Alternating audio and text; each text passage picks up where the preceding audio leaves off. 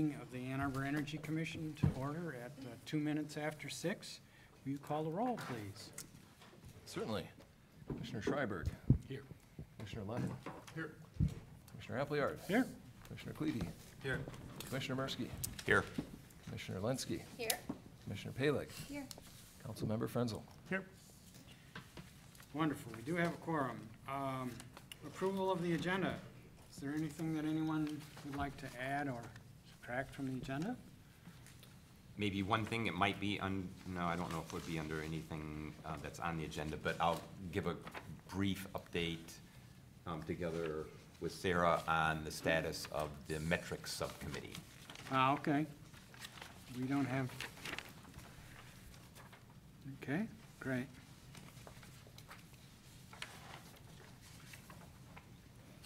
And there was just a updated resolution circulated that we made copies of pertaining to an item. I don't know if we want to officially add that or. Well, it's Keep it part of the discussion. it's at the top of the page on the, or no. No, it's a different one. Okay, you were talking about the 100%. Yep. Yeah, we should add that. We'll add that, Just following it. yeah.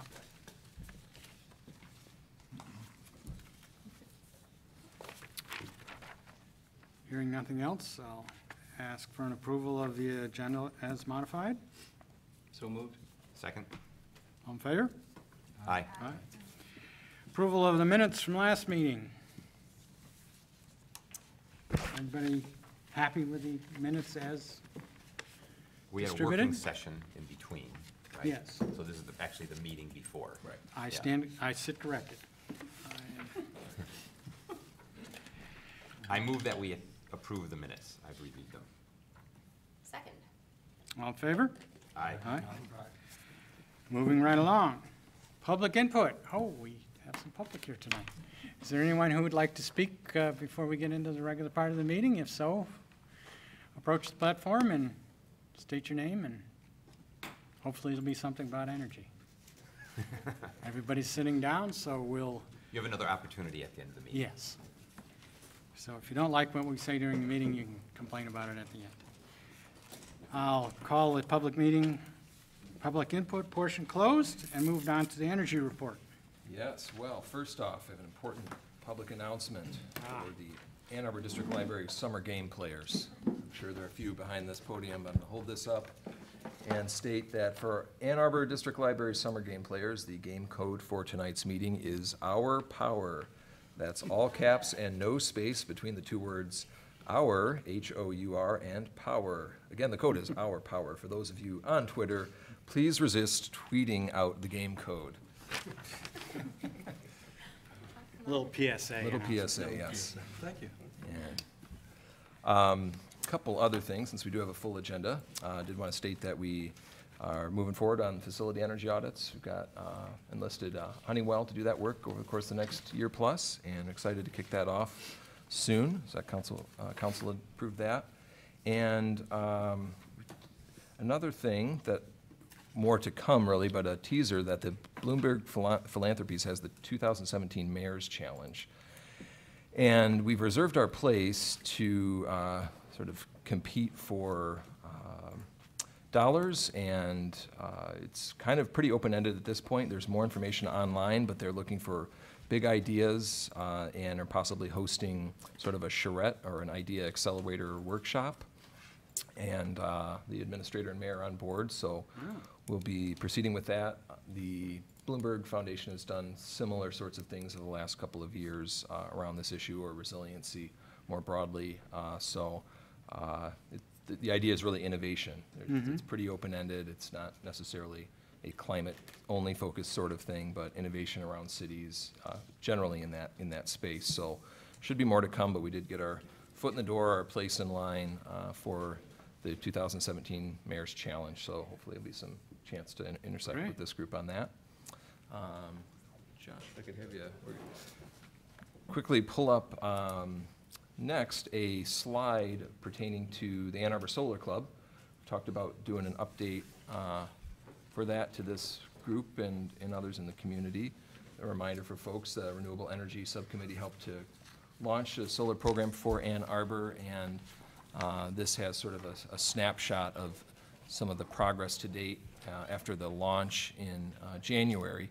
So we had a kickoff meeting and invited the public out to it. We had close to 100 people come out. We've done several solar power hours since then and had close to that number in attendees as well since the initial launch. And to orient you on the donuts here, the top left is the total, we're calling deals. There's over 100, or close to 190 inquiries and open inquiries into solar.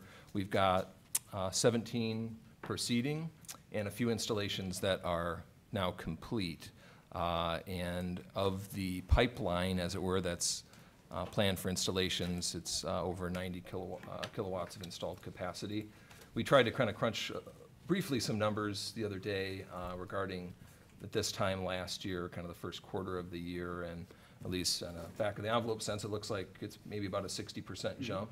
Wayne helped with kind of run that real quick from where we were about a year ago, and it's obviously we're still kind of getting out of into the thick of summer. So we hope to continue to report out progress on this as we go forward.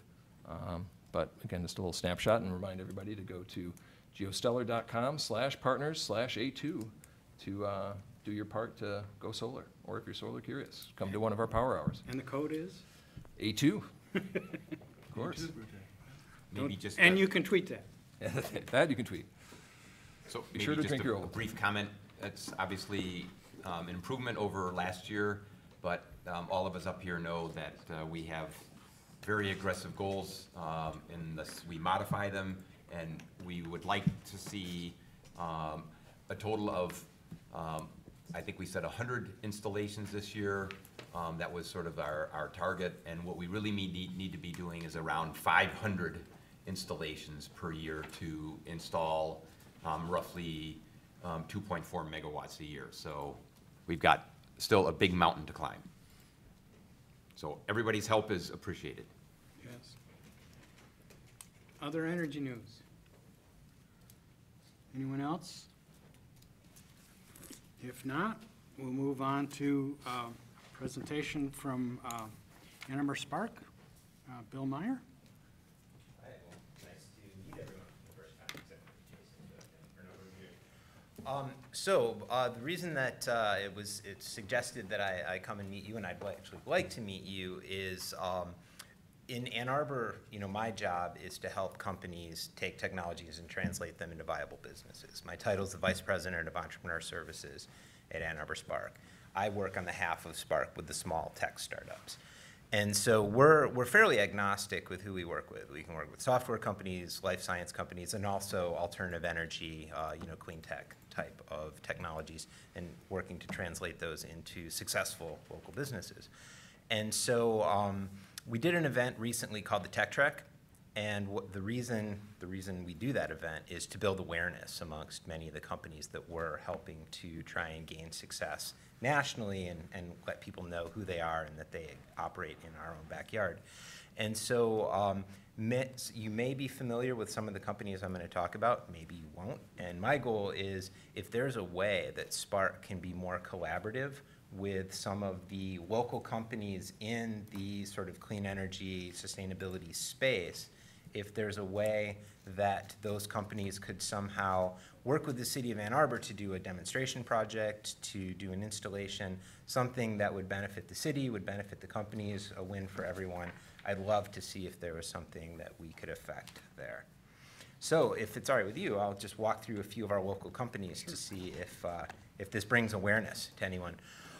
So there's a company just south of Ann Arbor called Arbor Wind, and if all of you are familiar with vertical access wind turbines, this is a turbine that actually does very well, produces very good data output. And their closest installation is in Marshall, Michigan, over by Battle Creek, and they have multiple installations in Canada. What's disappointing is that they don't have a wind turbine in Washtenaw County. I would love if there was an opportunity to have a unit that, call it a piece of public art or something that actually generated power, but something that's actually built here in Ann Arbor and displayed here in Ann Arbor would be, excellent in my opinion. So, just from an awareness standpoint, if there's anything I can give you more information on, please let me know. But this is a viable operational company that has turbines installed in Michigan, in Canada, and is working to try and gain scale all over the United States.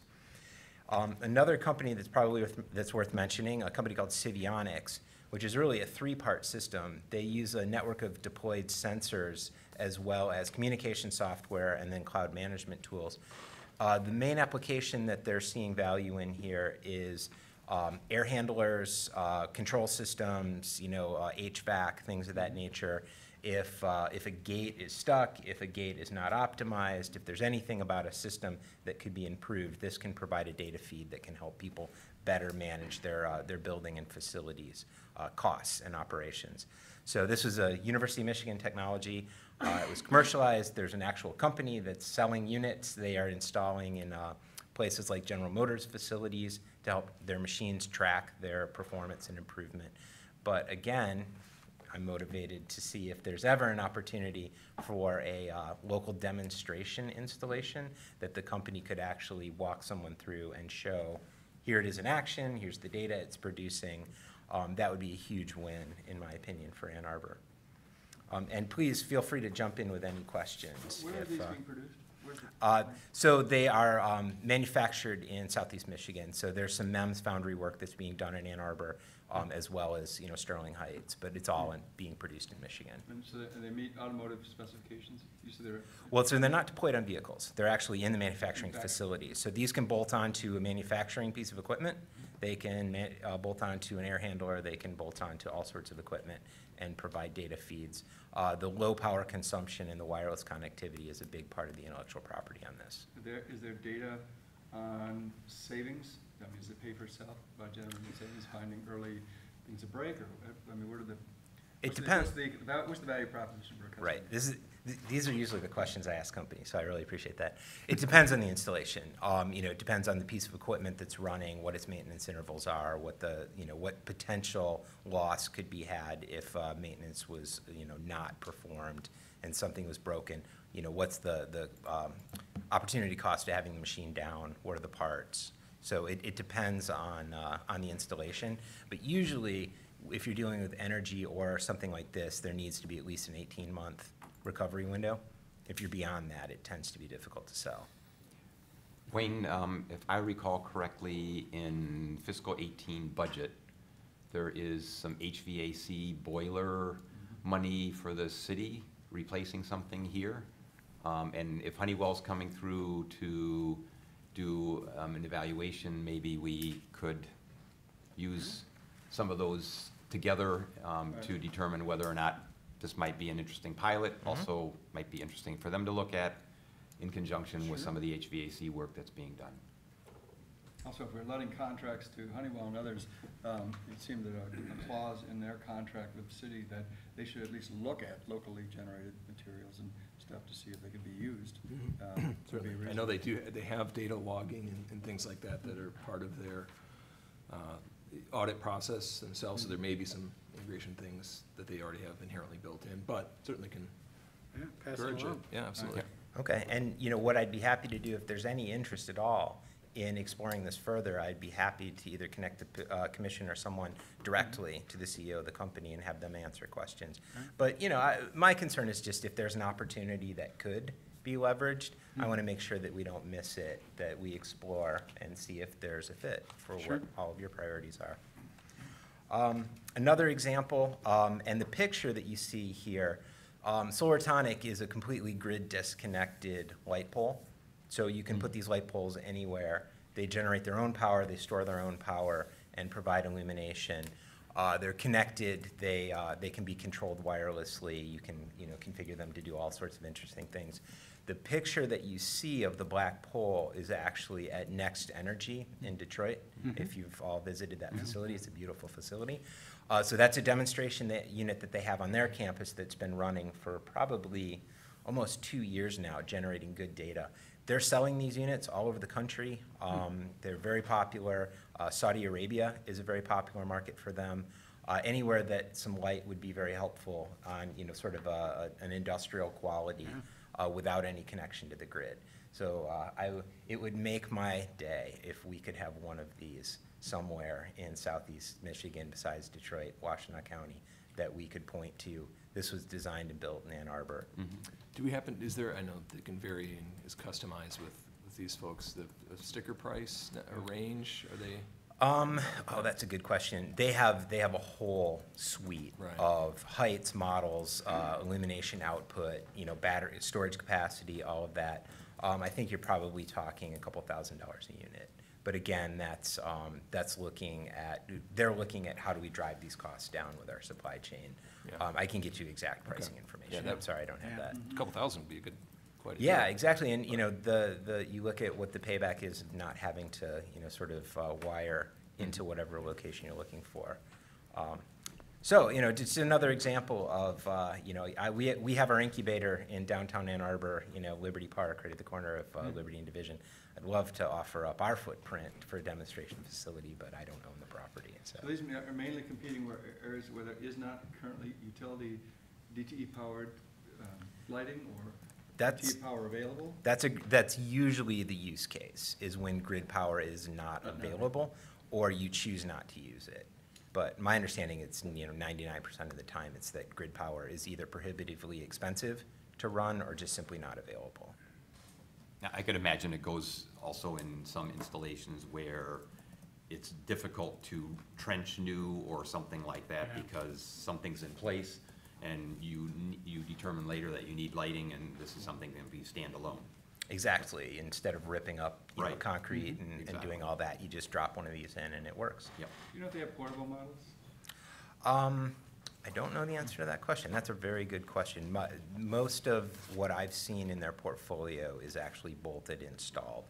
I think the smaller lights, the portable ones, are you know, fairly common. I think their sweet spot is really in this, you know, sort of public space lighting and needs for Right. illumination that you'd see as a street light. Okay, so just another example of a local Ann Arbor company doing really interesting work that I thought might be relevant to this commission.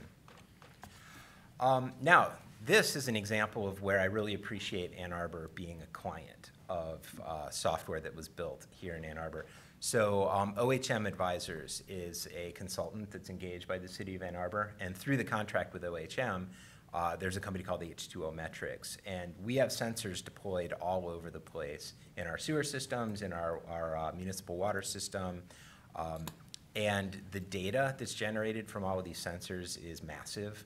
And so this just takes feeds of data and sensors and aggregates it and brings predictive analytics into it. The favorite story that they like to tell is the city of Romulus sprung a leak out in a field by Detroit Metro Airport.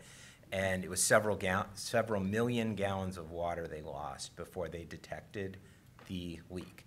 And so this software picks that up immediately when a change in flow or a change in any of the behavior of the sensors is detected. And then they can also look over time at minute changes to predict issues that are going to be happening with water systems. So I just wanted to let you all know that you're currently a client of this company. Thank you very much. And hopefully it's providing massive savings to the city. Now, here's another clean water technology that the city of Ann Arbor is not a client of. Oakland County has several installations of this device. If you remember, boy, it must have been 7, 8, 9 years ago, Pioneer High School put in the reducing tubes for the stormwater overflow. So this is an example of a technology that's an alternative to the reducing tubes that's considerably cheaper and very effective. So you have stormwater overruns, sewage, solids, things that you really don't want in your river or you know, flowing beyond the capacity of the sanitary sewers. It filters that out and delivers, you know, what meets the standards of the clean water out of the effluent. So, you know, this is one where I think this is a particularly interesting feat of engineering. It's, you know, this company's located on Packard Road and is selling these all over the country. And so, you know, if the city of Ann Arbor is going to be putting out for bid a project like this, I'd hope, or, you know, I'd love it if they could at least participate in an RFP for a technology like this. But Has this been tried with toxic chemicals? I would defer to the CEO to answer that question. I know that it can handle chemical. It can treat with chemicals through the device as the water's being processed, but I don't want to quote its efficacy rate and what it can and can't handle. But another example of a company that I find particularly interesting in Ann Arbor, and hopefully it benefits this commission to be aware of. So here's another example of Ann Arbor looking at adopting a technology, a company called Movotic, which is really think of it as Amazon is to your shopping experience. Whether it's the Go Pass that the Get Downtown program uses, whether it's the bike share program we have here, whether it's Uber, Lyft, or Maven, it's sort of one platform that aggregates all the different mobility solutions into one user account. So you need to get to the commuter lot, take the bus in, get a bike share, and then do a zip car later in the day. You can do that all through the Movotic platform. Oh, wow. And that's a U of M students that graduated, actually built a company, sold it. This is their second company, and they're looking at launching a pilot with Ann Arbor here probably in the next 6 months. So thank you once again for the city being very helpful to our local companies. So this is just like in a beta phase right now or something like that? It's not actually in use across the country or anything like that? They've got about half a dozen betas going right now, and City of okay. Ann Arbor's about to be, I think it's number 7 that'll go live. Okay. So very exciting. I don't know, this is the kind of stuff that excites me, so it's what I do for a living. Another example, and I appreciate the data we were just putting up about the solar installations. If you've heard of a company called EV Jump Solar, they're located at MIHQ, which is the former Gelman Paul Life Sciences facility, which is now an excellent life science and sort of clean tech manufacturing incubation facility.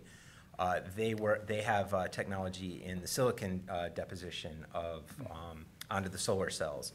So they are working at upping the density, upping the output, and reducing the sort of the cost per kilowatt hour in solar cells.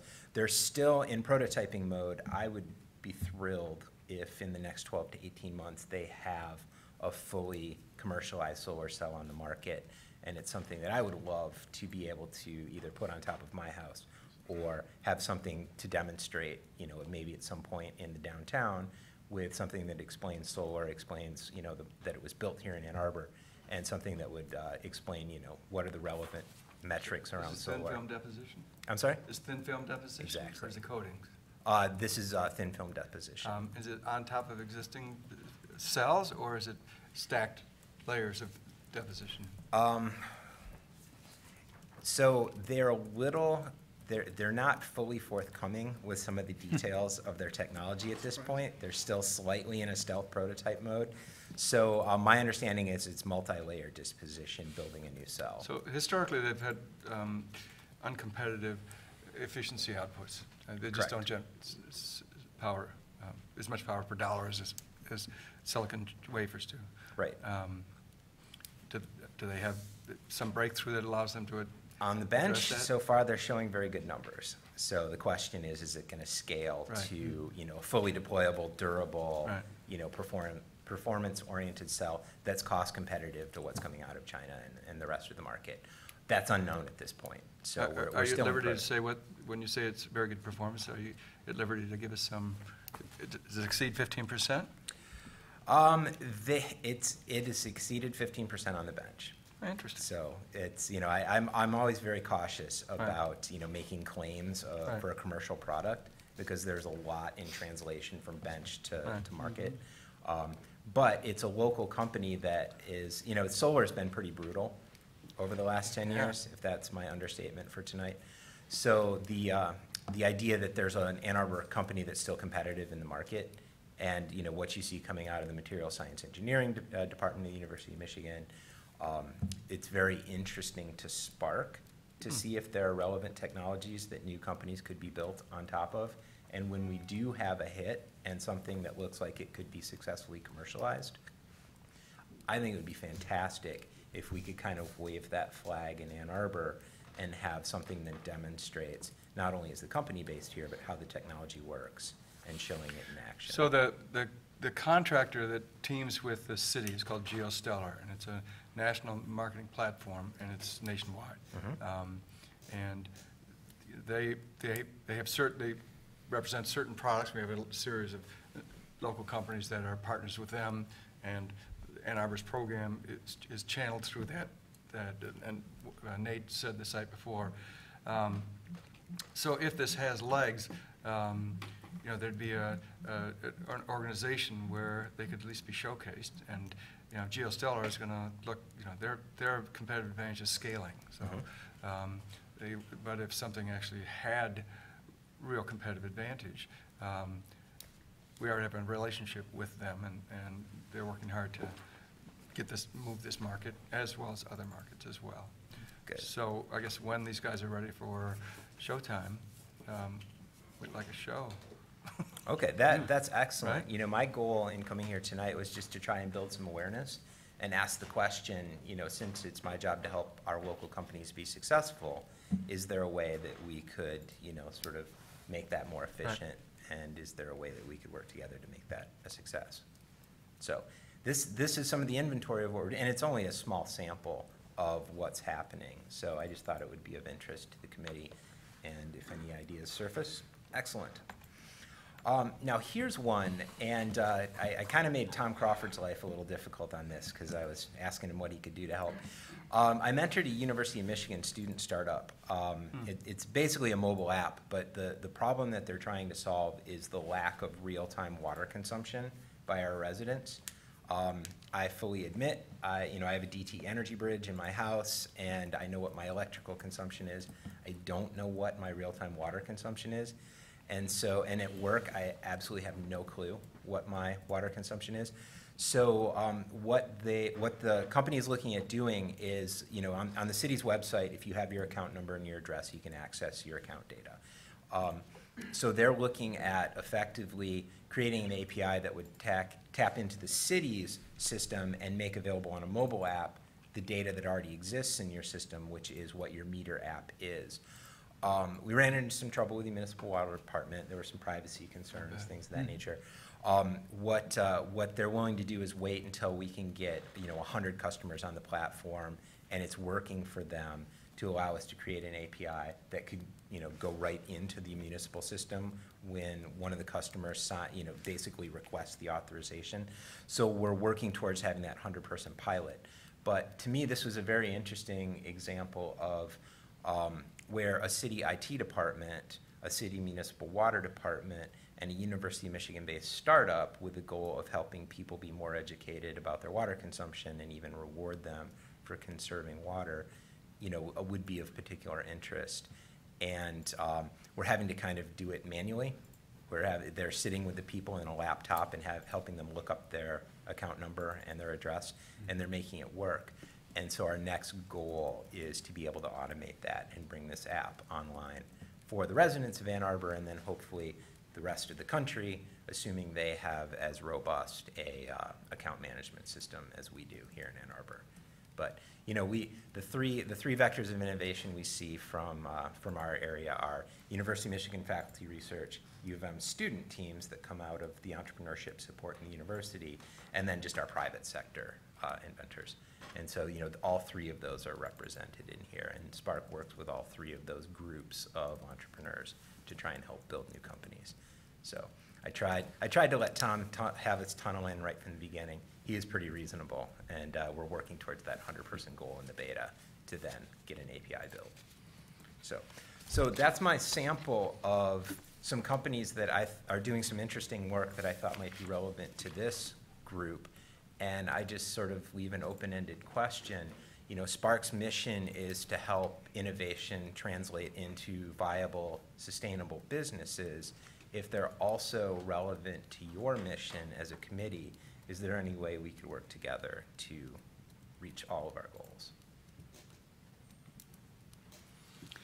So we're somewhat familiar with a couple of these. There was a company called Renewable. I don't know if that was before your time or not, but it was one of the leading University of Michigan entrepreneur stuff came out, and I'm not sure whether they went through Spark or not, but they made an inverter technology that converted solar DC power to AC and things like that. And they tried to commercialize that here in Ann Arbor, and did right well for a while. And several of their inverters were used in projects that were sponsored, or at least where the city had involvement, including the State Theater and some others. And a number of the local companies that are in this space jumped on board with them because they wanted to support local companies and stuff. So I think there is a network in place for people that are trying to address the climate action in a number of ways. So if something pops up, that would be great. I think another way that could be helpful is if you could communicate out to your entrepreneur and inventor network that there are demands for solutions. And some of those solutions, I was particularly interested in the water thing, for example, and I think that's great to, for us not to waste water at the consumption level. But the biggest problem we have here is the climate change is creating rain deluges, basically. We don't get nice even rains, we get this mass, and it overwhelms the wastewater treatment system. It also, because comes down so fast, it washes toxics out of the soil that normally wouldn't be, and so we have this huge spike in electricity demand at the water treatment plant, and where we have overspills that end up putting pollution and other things into yards or into rivers and things. So figuring out how to manage that water better. What do you do when do you create spillways where the state of the art is you build rain gardens, porous cement, and rain barrels? That's not the solution that's going to get us what we need. So that's an interesting problem, looking for a solution. And our climate action plan, if you've had a chance to look at it, has 118 problems looking for solutions. And some of them are bureaucratic bumbling, like we just haven't figured out how to make landlords, put weather stripping on their doors. But others of them are things that a technological solution would move along. And I'll use the example of electric vehicle charging stations that are solar assisted. So if this technology that this gentleman has actually works and works well, this is where the early generations of this industry are going to come, right here in Ann Arbor, and figuring out a way to do electric vehicle charging stations in a way that it benefits customers who use them. It also benefits the restaurants and stores and others who have them in front of them, and even to the point of saying we're going to put these kinds of things in neighborhood levels. So you have a charging station, charging kiosk in a neighborhood run with solar energy, manufactured locally. So there's not a ready-made guy standing up here and saying, give me 500,000 of those and I'll go out and build these. But there is a market demand looking for a solution. And municipalities, I think, are going to be key. This is where, good or bad, this is where climate change hits. We can talk about it in Washington. We can talk about it in Lansing. My theory is that Lansing actually generates a lot of that just with the hot air that comes out of there. But regardless of that, this is where it hits. This is where the deluge hits. This is where the droughts hit. And this is where the extremes hit here. I would be overjoyed to see the entrepreneurs unleashed on figuring out how to turn the 118 things in the climate action plan into just businesses that really generate huge amount of jobs, tax dollars, and profit for everybody combined. So if there's a way that we could help you telegraph that out to your community, plus what you're doing now, bring us things that we may be able to help figure out what to do with.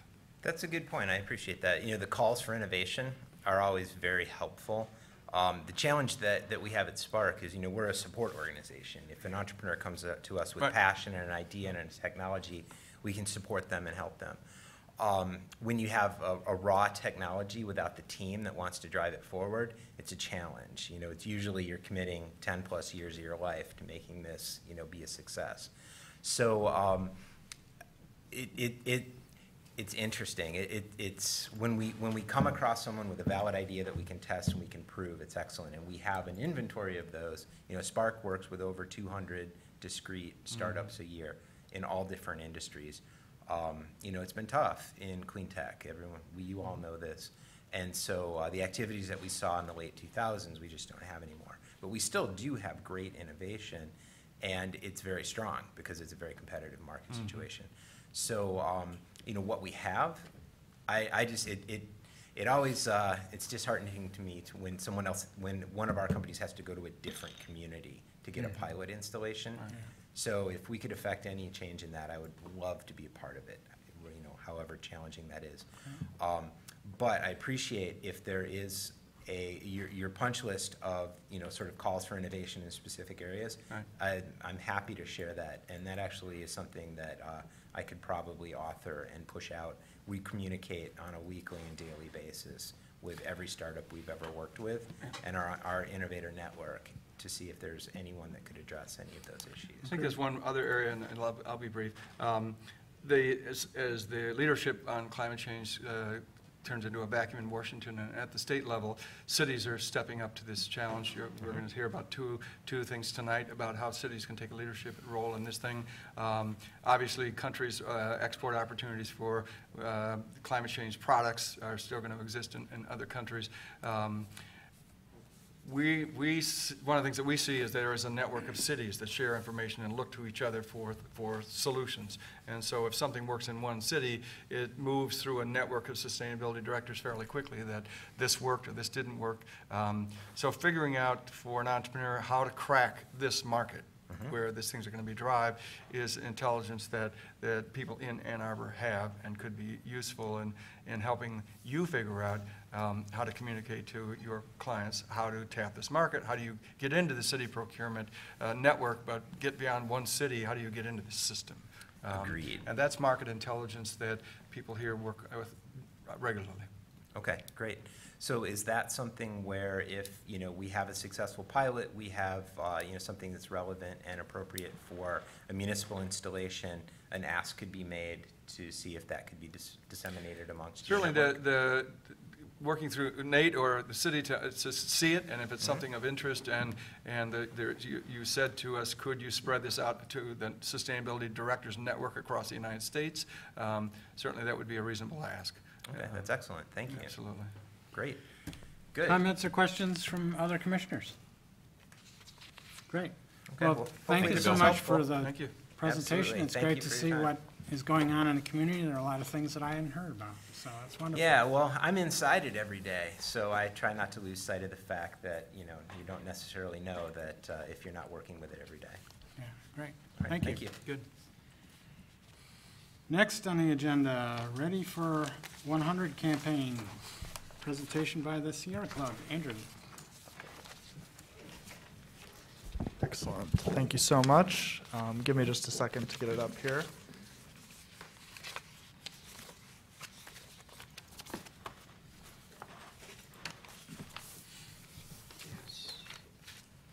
Okay, great. So hello all. My name is Andrew Sarapoulos. I am an associate organizing representative with the Sierra Club. I work specifically on something called the Ready for 100 campaign, and I'm going to talk to you a little bit about what that is today, and then a little bit about what we're sort of hoping to get from the city here. So for those of you who don't know, just to start off, the Ready for 100 campaign is a sort of vision-based campaign. We're working in states across the country. We're working in cities across Michigan right now. I only work in Michigan, so we have chapters here in Ann Arbor. We have chapters in Oak Park, East Lansing, Royal Oak, and a couple other cities where they're launching chapters as well. But it's basically folks that have gotten together, volunteers in their spare time who are concerned about climate change and are looking to push cities to be leaders on solutions to the problem. So we can see here a graph on the presentation, which was developed by the campaign nationally. So this is national, national electricity consumption here, and you can see sort of what our vision is in the end in all of these cities is to eliminate dirty fuels. That would be coal, natural gas, and replace them with both energy efficiency, which people sometimes leave out of the discussion, but is a very practical way of meeting energy needs, as well as solar, wind, hydro, and geo. So one of the things I should mention right now is that, and most of you are probably aware of this, but if you're not, about 70% of the electricity in this area from DTE Energy is coal, which is pretty much the most carbon-intensive fossil fuel. So, you know, one of the campaigns I just kind of wrapped up a little bit here was the Beyond Coal campaign. We're still working on it, but DTE Energy announced about a month ago that they're going to phase out their coal fleet by, I believe it was 2040. So that's good news on that front. But we're looking at a precipitous increase in natural gas, which still has significant carbon dioxide emissions. So, and also, not even to mention the concerns with methane. So we're looking to the future beyond the natural gas strategy. Where do we need to be to solve climate change? It's a goal that Americans intensely support. So we have some numbers here you can kind of see. Once again, these are national numbers. I have some more local figures later on, but you know, vast majorities of all generations, all ages, all races support the 100% campaign. People, when they're polled, are a little more unsure about the specific details or you know what's possible in the near term, midterm. And so one of the things that the Ready for 100 campaign is trying to do is ask cities to take action to commit to 100% renewable energy on their city buildings. To demonstrate to the public as a demonstration project that there is something in the future that can be done. This is something people can plan for and move towards to help sort of build that public awareness of renewable energy. And so you can kind of see here we have a neat little graphic, if you will, a wind turbine that kind of demonstrates what we're trying to do as a campaign, highlighting progress, inspiring businesses to seek solutions. It was great to hear the speaker before me and see all the great companies right here in Washtenaw County innovating, elevating volunteers, mobilizing people, and using that to move our cities to 100% renewable energy, which we have to do at some point. So national landscape, 72 cities right now are working towards 100%. 32 have made commitments. 5 are actually physically powered right now by what would be considered renewable assets, 100%. So Burlington, Vermont, for example, is one of them. There's a couple others. And so there are some examples, but we're hoping to increase those over the next couple decades. And then the state of Hawaii as well has committed, and there's a couple of counties. What's the difference between working towards and committed to? So committed to would be they're in the planning stages. Having achieved would be to have actually gotten to that. And then working towards is where we're on the ground talking with folks like, you know, the Energy Commission here, or maybe in other cities, for example, in East Lansing, they have an environmental commission, and they're in the planning stages of figuring out how they can, you know, sort of take this and run with it. So here in Michigan, this is what we have right now. 3 cities have committed to 100%, are working towards that goal. That's Grand Rapids, the largest. Traverse City just announced, I believe, this year, and then Northport as well. So cities big and small. Northport, I think, had 500 people. Grand Rapids has over 200,000 people. And then this gets a little confusing, but we've also approached the mayors as well to ask them about their support for clean energy. And so these are all of the mayors that have signed on. And you can see, of course, Ann Arbor, we're very happy, Christopher Taylor was able to sign on to the pledge. He's been a great supporter on many, many environmental issues, so we're happy to see that he was able to take action on that. But also East Lansing, I don't know if I can get that rivalry going here, but you know, we have Mark Meadows over there. He took a very early commitment as well. And so these are the cities right now that are working with us in any capacity, or at least we're trying to work with to move to those next steps. Do you want questions now or at the end? You can do questions now. I can take them on the fly. Can you go back one slide? Yes, of course. Can you, if you have them, give us insights into the timetable for these commitments? Do the dates range? Are they the same date? And do you have any insight into the strategies? Yeah, I can't give you the timetables for Northport or Traverse City because I have not seen the information on that yet. Grand Rapids was attempting to have all the city buildings 100 within a couple years. I think they just moved back the time frame a little bit, but I believe I don't want to say the date for sure because I don't remember it, but I believe it's by the middle of the next decade, so sometime around 2025, they're hoping to have that accomplished, so. And strategies, do you know, for example, I talked to a woman, not with the city, but with an NGO up there that was heavily involved with it, their campaign or their commitment, and at the time she didn't know what their strategy was, if they were considering buying RECs, and that's something that I think a lot of us here wouldn't like to do. Do you know what different cities are doing, not only locally but nationally? Are they buying RECs to meet the commitment? Are they actually installing renewable energy? Yeah, so this is something I was going to talk about in a second, but I can sort of address it here now. The laws in Michigan are very limiting. So in other cities, you know, for example, I met with someone who's doing the same campaign in California the other day, and it was in California and in Ohio and some of the other states, I believe it's 7 states now, have a law called community choice aggregation. So they can actually, you know, get together and negotiate deals with their utility, which is a freedom we do not have here. We're stuck in a very limited monopoly system, and so most of the cities we're looking at, I know Grand Rapids, you know, talked directly with Consumers Energy to see how it would be possible to put panels on their buildings or do whatever, and so they explored those options, working in conjunction with the monopoly utility. Traverse City, once again, they just announced not too long ago. I haven't had a chance to dig in there yet, so I'm not entirely sure, but you know, I've heard people talk about a multitude of options. Buying RECs could be one, installing the physical assets, you know, I mean, there's a couple options here in Michigan, so. Thanks. So one of the things we actually did just a couple of weeks ago was the U.S. Conference of Mayors happened in Miami Beach. We were fortunate to have a couple mayors there from Michigan, and that's us standing on the beach, actually. We got volunteers from all over the country that are working on trying to move cities to stand outside on the day that the conference was opening to push the mayors, and we managed to get a resolution passed, which is actually, so our campaign asks for 100% renewable energy by 2050, but the U.S. Conference of Mayors is actually even more optimistic in their projections in terms of calling for renewable energy. So their resolution asks for cities to do it by 2035, which we definitely support. The earlier the better. But I just want to make that distinction between our campaign and the resolution.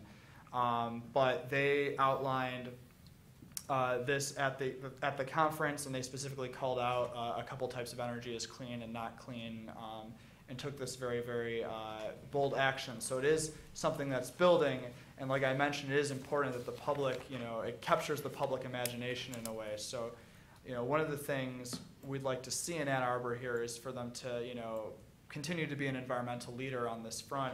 And what that can then do is you would be the first here in Southeast Michigan actually to take this major commitment, and then we can go to other DTE energy cities that we're working in, like Oak Park, like Royal Oak, like even Detroit we're starting to work in, and say, you know, Ann Arbor here has taken leadership right here in the DTE energy service area. Cities across the country are doing it, and kind of take the scary out of it for the city planners, you know, so they're willing to look into the solutions. You know, there's a lot of very smart people who I'm sure you've engaged with working on this, and so there is support for cities, you know, at the technical level to help them. I apologize if some of these facts are repeats as well for the commission. I know you guys probably deal a lot with energy, but I did just want to clear the air here and get some of these out here. So right now, solar power is actually cheaper than electricity provided by utility companies in 42 of the nation's 50 biggest cities, and a lot of other places. It's becoming very cost competitive with other energy sources. Wind is significantly more affordable than coal and gas here in Michigan. So that's something as well. And I pulled, there's a solar job census that's done by the Solar Energy Foundation, and so I actually pulled the numbers for Washtenaw. So there's 151 solar jobs in that solar job census that are supported here. And then statewide, there are 4,100 jobs roughly, and most of them are in Southeast Michigan, very significant majority of them. So we have a very strong solar industry. We have a very strong renewable energy industry that's creating economic output right here, and this will obviously help to support that further. The other thing that's not talked about a great deal, I actually was outside collecting petitions, and someone looked at these figures and they're like, really? Less? You know, like, so I was a little, it's maybe a little counterintuitive to people, but it actually is true. And I think when people find out about it, you know, they're much more inclined to support, is that the studies that have been done say that this will add millions of jobs in the US, but it will also increase household disposable income because, you know, these forms of energy are cheaper. It's going to, in the long run, cause people to save money on their energy bills. So they're projecting, in the studies, about $350, $400 savings in 2030 on an annual basis, and then $650 by 2050 under these sort of projections. And then cities are not the only ones taking leadership. I should point out that 83 companies have pledged to go 100% renewable. These are pretty large companies, Apple, General Motors, you know, ones you might expect, but you know, it can be done as well at that level, and there's a lot of private investment going into it. So that was just a brief presentation there. I guess my asks today for the commission and for the city of Ann Arbor in general in the long term is, I know you guys have a very ambitious greenhouse gas reduction plan already, and I don't think it would be too difficult to you know, consider some pledges, you know, incorporating 100% renewables into that.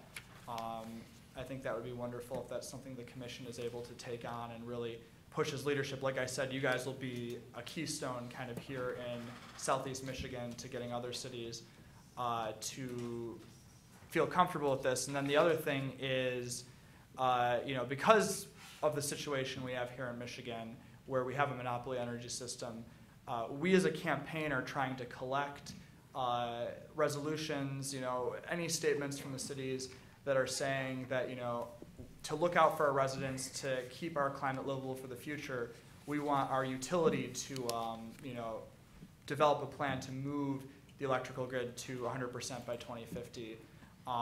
So, you know, for DTE, we've seen great progress, and I certainly don't dispute that the retirement of all coal is a good step forward, but we're looking at several thousand gigawatts of natural gas possibly coming online, you know, and those are investments that will get locked into for a long time. So, you know, those could end up, you know, potentially making it very difficult to comply. And so we would love to see cities as well ask their utilities to consider developing some sort of plan beyond what the city is doing. And I think if we can collect enough cities that are interested in this, I think we can really have a powerful impact. I know cities have united around things like the streetlights in the past and have been able to get some changes. So I think it would be great to see Ann Arbor and Royal Oak and Detroit and all these other southeastern Michigan cities asking their utilities to do this. So with that being said, I don't know if there are any questions, but I thank you very much for your time regardless. I had one, just as a point of clarification, were the commitments by other cities, were those all citywide, or were they for the municipal usage only? Yeah, so we ask cities to do what they're able to do to get to 100%. So for Michigan, that would mean you could get the 100% designation by moving all the city buildings to 100%, because cities can't go, you know, do what the utility does. So.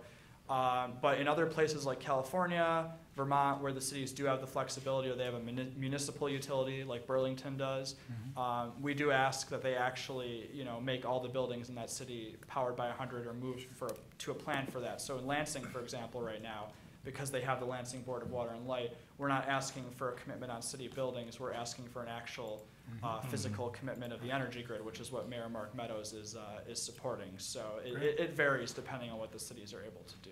Okay. Other questions from commissioners? I'll respond and say thank you. I do want to provide a little bit of maybe commentary or reaction, partly because I think that our role as the Energy Commission is to educate. So there were a couple figures and mentions in your presentation that I want to clarify based on my understanding and in this space.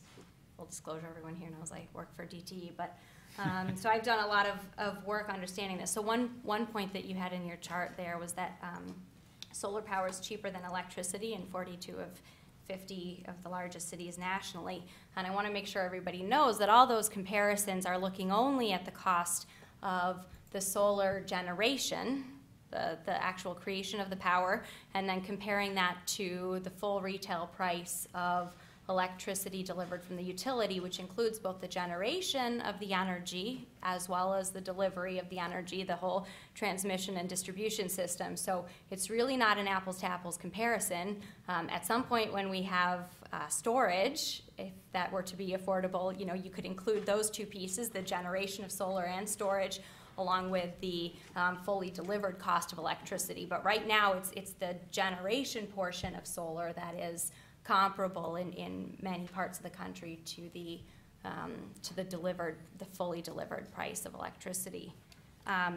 So that would be relevant if I was generating it and using it on site, there would be a savings. And is that what you're saying? If you were generating it and using it on site and you were not connected to the grid, Right. So you didn't need Oh, power, net- say at what about night, or net you had meter? your own solar, Right, right? If you right. weren't, if you were not using the grid at all, then you could say, yes, that is equivalent in cost, basically, economically. But the problem is then you would be without power for large chunks of the winter and at night and so forth. And so you would want your own storage system to make that, work for you, at least at the quality of life that you have right now. And the solar system, if you added that into the cost of, the storage system, if you added that to the cost of the solar generation, it's astronomically high right now. I have no doubt those are going to come down. Actually, in Michigan, wind is, on a sort of fully delivered basis, it is cost competitive with new natural gas fired generation, which is the lowest price for new generation in Michigan. So that really is cost competitive on a true economic basis. The only caveat there is that is for new generation that you have to build. If you're going to put something new in, wind is going to be cost competitive with putting in a new natural gas plant. It's still more expensive than the fully delivered cost of electricity from existing energy generation, natural gas, coal, whatever else, because there's going to be depreciated assets, right? The old assets that are already paid for. So now you're only paying essentially the marginal cost of producing another kilowatt hour from that facility. And so even though it is cost competitive, when we talk about adding more wind, it is cost competitive if you're talking about adding it instead of adding new natural gas. It wouldn't be cost competitive if you were saying adding it and taking something else out, right, instead. Not to say it's not the right thing to do. That's a debate to say is it worth the cost, and that's an important policy debate, and one that I think we have here and should be having more broadly in the state. But it is, from a rate perspective, customers would see their rates go up because it is more expensive than the existing generation. The other question that I wanted to ask around this, I think that there's a lot of reasons for cities to take the lead on this. In Ann Arbor, we really want to be at the forefront of this movement. So, there's many good reasons to say we're going to go for this goal of 100% renewable energy. I do want to kind of bring up the question of, is 100% the right number? I think a lot of the analysis shows you can get 90% of the way there for far. It's the marginal cost of that last little bit that you're going to get is always the highest, right? I think many people have heard the 80-20 rule, right? You can get 80% of the benefits for 20% of the cost, and the last 20% of the benefits come at 80% of the cost, 5 times more cost. So it's, to me, it's just a question, and I think as we think about the role for the city, you can say 100% because you want to have that target, that stretch goal, and you want to be a leader.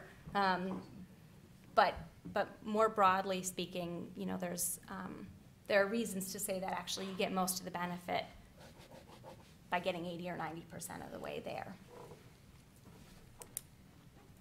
Does that include your financial considerations? Does that include externalities, which have typically have been off Yeah, that's a good question. It's just for those who are on TV or something. The question was whether those financial numbers that I was talking about include externalities, and they don't. And I think that's a really important point. I'm glad you brought it up. I mean, that's not part of our accounting system as a nation, or I don't know any nations in the world that do have that as part of their accounting system right now. So certainly, I think a lot of like we've talked here about the value of solar calculations and other kind of assessments that do bring that into the picture, and then it may change the picture, but it's not in it's not in sort of these economic accounting numbers as we look at them now. Other questions from?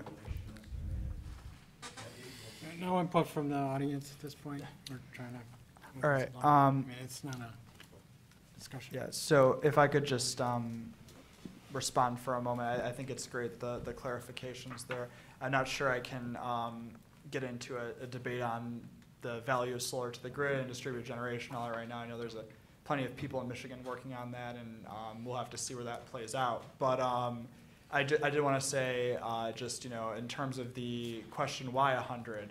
Well, I think there's two points to be made here. First off, even looking at, so I'm only 26 right now, even looking at, when I was a kid, growing up in the internet, it had like a little dial tone, you had to wait for a second, compared to now where I can whip out my phone and, be connected instantaneously. The pace of technology is unpredictable, and what is storage technology going to be in 30 years?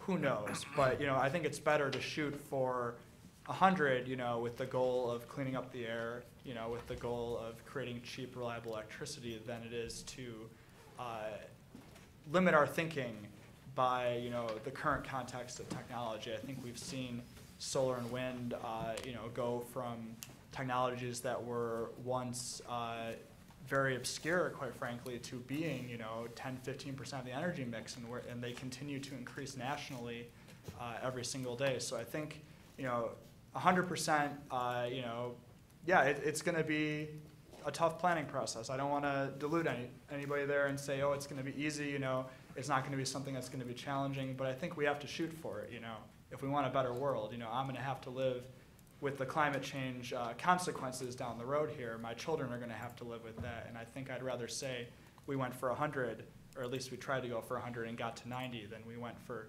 70 or 60 or whatever we thought was feasible at the time. So I just wanted to say that as well. Other questions from the commission? I just have a question. So within this campaign, you mentioned consumers' energy. So I assume that if a municipality leased its roof to a utility for 25 years and the utility put a solar array on that facility, which they owned, and used that power and plugged it into the grid and paid a rental fee for that roof, that would fall within the allowable activity, or I guess an appropriate way to address meeting this 100% campaign? Yes. Yes. That's correct. Any other questions or comments from the commission? Well, great. Thank you for a Thank you so very much good for your time. presentation, and we'll be looking at this more Thank you, later in Andrew. the evening. So we have this resolution question about this now. So I guess it's not I was clear. Oh, go I ahead. was actually going to do that when we get to the farther in at the end, as opposed to, I suppose we could do that now. Well, so I guess the question is, with Mayor Taylor signing the mayor's statement, whether or not the city, whether or not we need to have a full resolution at this, as opposed to just a, we commend the mayor, a statement that we commend the mayor for signing on to this, and we strongly support, the city council and the city administration implementing this 100% program, in a fiscally prudent and sustainable way. And I would assume that the concept of sustainability is broad enough that it would incorporate and adopt, as Shoshona, that 80% is the best way to do it, and not to. So my question, I guess, to Jason is the current signature by the mayor sufficient that the city has now committed to optimizing or 100%? And do we need a resolution to that effect? Or should we just say, great job, move on in a great way, which, or I mean- nothing? Or option 3, say thank you to the Sierra Club and close up our books here. Right, I mean, this is the debate that we've been having since I came on, that we've all been having sort of on one-on-one conversations, and it's certainly the debate that was accelerated during the budget process, right? You know, where are we putting our money at? And so, I mean, it is real and true that the mayor's agreement and our signing on to resolutions does have weight and carries weight, as was the case in the budget process. Moving forward those conversations, in my estimation, pushing on those levers at this time, at any time, especially when the conversation is ripe, it ensures that those priorities for council stay a priority. And then the next opportunity that something comes up, be it budget season or another sort of incidental, accidental, opportunistic opportunity comes up, then it's at the forefront of our minds. Based on, so that is a thing, and that is real, and I think that is important, and we have been doing a great job at that as of the last few months that I have been involved with this committee. And I truthfully think that it has made important movement. We had our first full active debate about climate change at City Council ever. Like that's real, right? We have had lots of conversations about climate change. We've had lots of conversations about budgeting and other things about sustainability, but that's real. And and I would say that this group and our partners helped foster that reality. That doesn't answer your question directly. The issue at hand is, are those goals realistic, and can we actually attain them?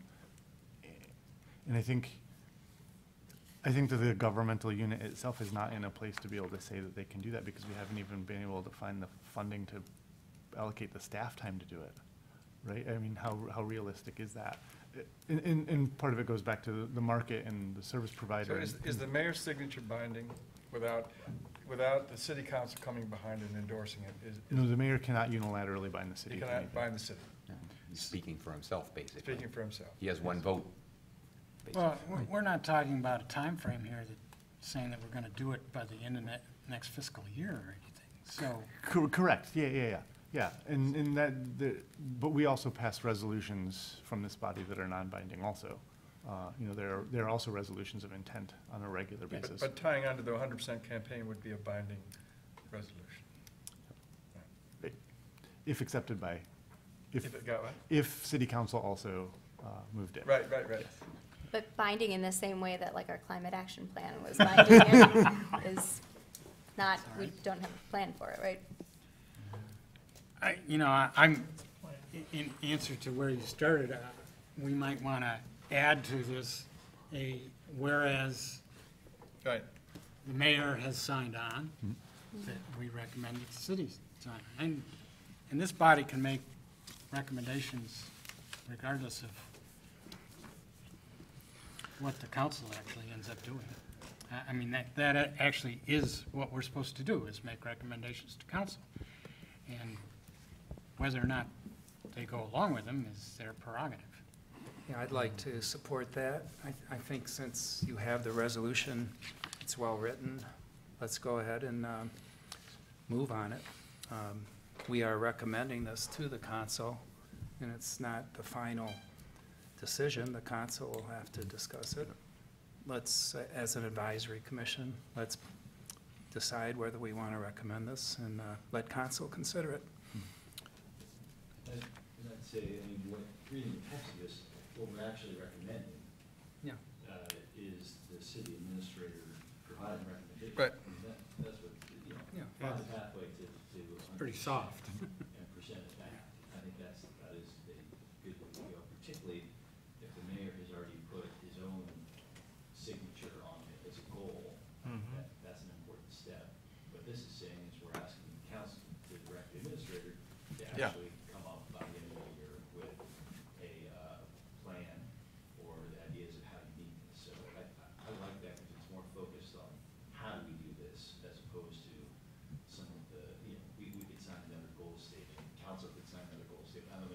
us Yeah, any exactly. farther Right. than the mayor personally signing on. So I like that, although I think it would be important to recognize that the mayor has signed on to this as Yes. one of the clauses.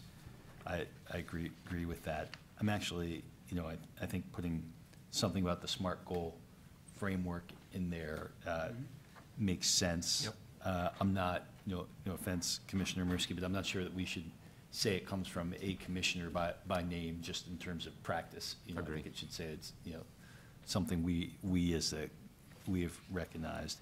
And I also think, and again, no offense to the Sierra Club here, but I think we might want to back off on the language of saying, hey, we're signing on to what one particular advocacy group is doing.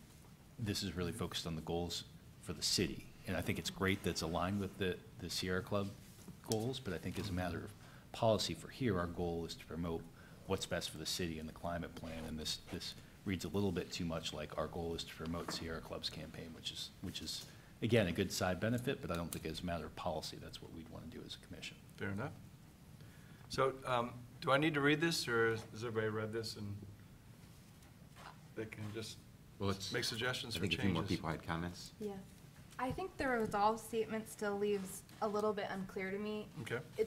We've talked about the finances around this idea, but then in the resolve statement, it asks the administrator to review the city's finances, and I think that dilutes the message. Like, we're not saying that this is financially prudent.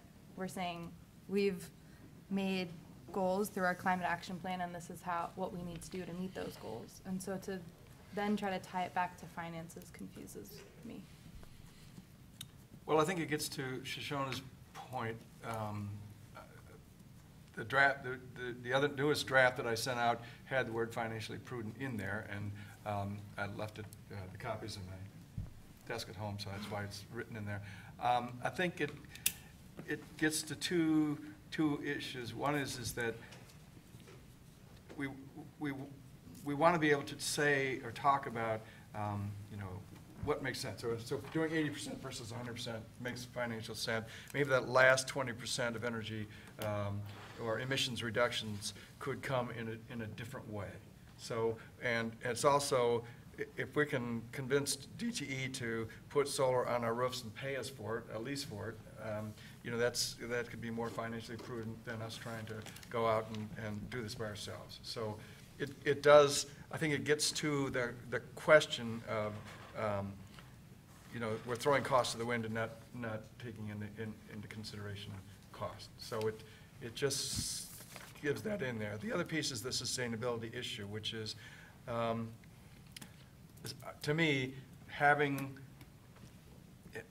this done in a fiscally responsible way and in a sustainable way gets us to ask the question about externalities. So, if we come down to the last 20% and, it's the right thing to do, but it's going to be more expensive, on what basis are we going to make that kind of decision? And to me, that gets into the question of sustainability. So I think we should leave it in there, because if we don't have it in there, we're opening ourselves up for criticism. I agree with everything you said, but I think as technical advisors, we might want to make a more specific ask then to provide the type of information that would allow us to then analyze and say, well, then we think this is important. I don't think we have the information at that point. John put together some numbers, and we know what the city's load is, and we know on today's prices what it would cost to do this. $90 million is probably beyond the pale, given today's prices. So. But does the administrator know what you're asking for if you just say financially prudent? Like, everything that you just said to me right. kind of comes with financially prudent if you exist within the sustainability sphere, but should we provide a bit more direction? Okay, what do you suggest? If I can suggest, there might be a few, words that we can shuffle around in Okay. here, because I think it depends on how you read the clauses in the Okay. sentence here. Yeah. Because I think if we moved, it says provide recommendations to move toward, and then it's got that whole thing, and then it says to meet 100% of the electricity demand for city operations with renewable energy sources. So if you moved that up and said, Right. direct the city administrator to provide recommendations to move toward that. Okay. And then after that, moved and said sort of something like, To- comma, Okay, I got you. considering the best approach Right. within the the most prudent use of finances to achieve that, something like that. Because Yep. I do think one of the pieces here is, even if you commit to the 100%, there's a lot of different ways you could get Get that, there. And some are gonna be, Yeah. we heard, 2 months ago at this meeting, about the My Green Power program, which, if I'm remembering correctly, was roughly $1.3 million, I think, a year, to go 100% renewable. And then there'd be other ways, you could put a solar panel on all over the sidewalks or something, and I don't know what astronomical number you'd be talking, right? So the city administrator can have some role in shaping sort of what's within the manageable scope of the city's finances, the most prudent way to achieve that, something like that. Okay, I think we can do that. Commissioner Holcomb. I'm going to be quiet because I've been speaking all day and I'm really tired, but I'm going to hopefully add a little value to the conversation. Because I worked on Climate Action Plan, and it was a great plan, but it didn't have any meat to it. And we created a lot of great stretch goals. I know Mr. Mursky's using the word stretch probably in his mind a little bit differently than we used, but we didn't have a methodology to get there. I'm an engineer. I like to see the finish line and figure out a way to get there. I don't like to just throw goals over the fence and say, hey, guess what, we're 100% renewable by 2035, and we just set the goal. And then have absolutely zero way to get there in a financially prudent way, has been marked on here, as well as technically capable. So I'm all for setting goals. I think we're a little premature in this. I think there's some extra work we need to do to get to the state of technicality, which I think Commissioner Palick brought up. I think Shoshana brought up some of these same concepts. We can probably get there. I think some of the where is not needed necessarily, but if we're gonna recommend doing something renewable, let's have some technical way to get there. Not just throw it over the fence. So why don't we refer this to a Renewable Energy Committee, Subcommittee, and work on it? And come back hopefully in September with some of this. Yes? Yeah? So you're recommending to table this for And further and subcommittee? And refer to subcommittee Yeah. and to them to work on some of this and bring it back. I'll try to be brief. So I think before we decide what to do, there's a couple of possible actions. One is that we pass this as an aspirational resolution. And as everyone has pointed out, this is not binding. It would go to City Council. City Council would obviously discuss this, potentially rewrite it. It would potentially be rewritten with input from the administrator. It could be even a two-step process. And my understanding is, based on a resolution that Jason, you forwarded to us from the administrator, that's what he would like us to do, is to have a different resolution that basically takes the route that was suggested by other commissioners this evening, that this be analyzed and that we have an idea what's the technical feasibility, what's the financial feasibility, even recognizing this is a goal for the next roughly 20 years. So we can say, let's do this aspirationally and recognize that it's probably going to get reviewed anyhow, or we can take the second approach, which is that since we're the advisory body anyhow, and we work together with the City Energy Office, that we take the approach that Mark has suggested, and that we potentially pull this back and then put a little bit more meat on the bones before we hand it off to council. So I think we have to decide which of those two make the most sense. As Mark has said, and a few people said, I've done some back-of-the-envelope calculations on what this would mean to do this. We said we got the load from Nate. We know what it is.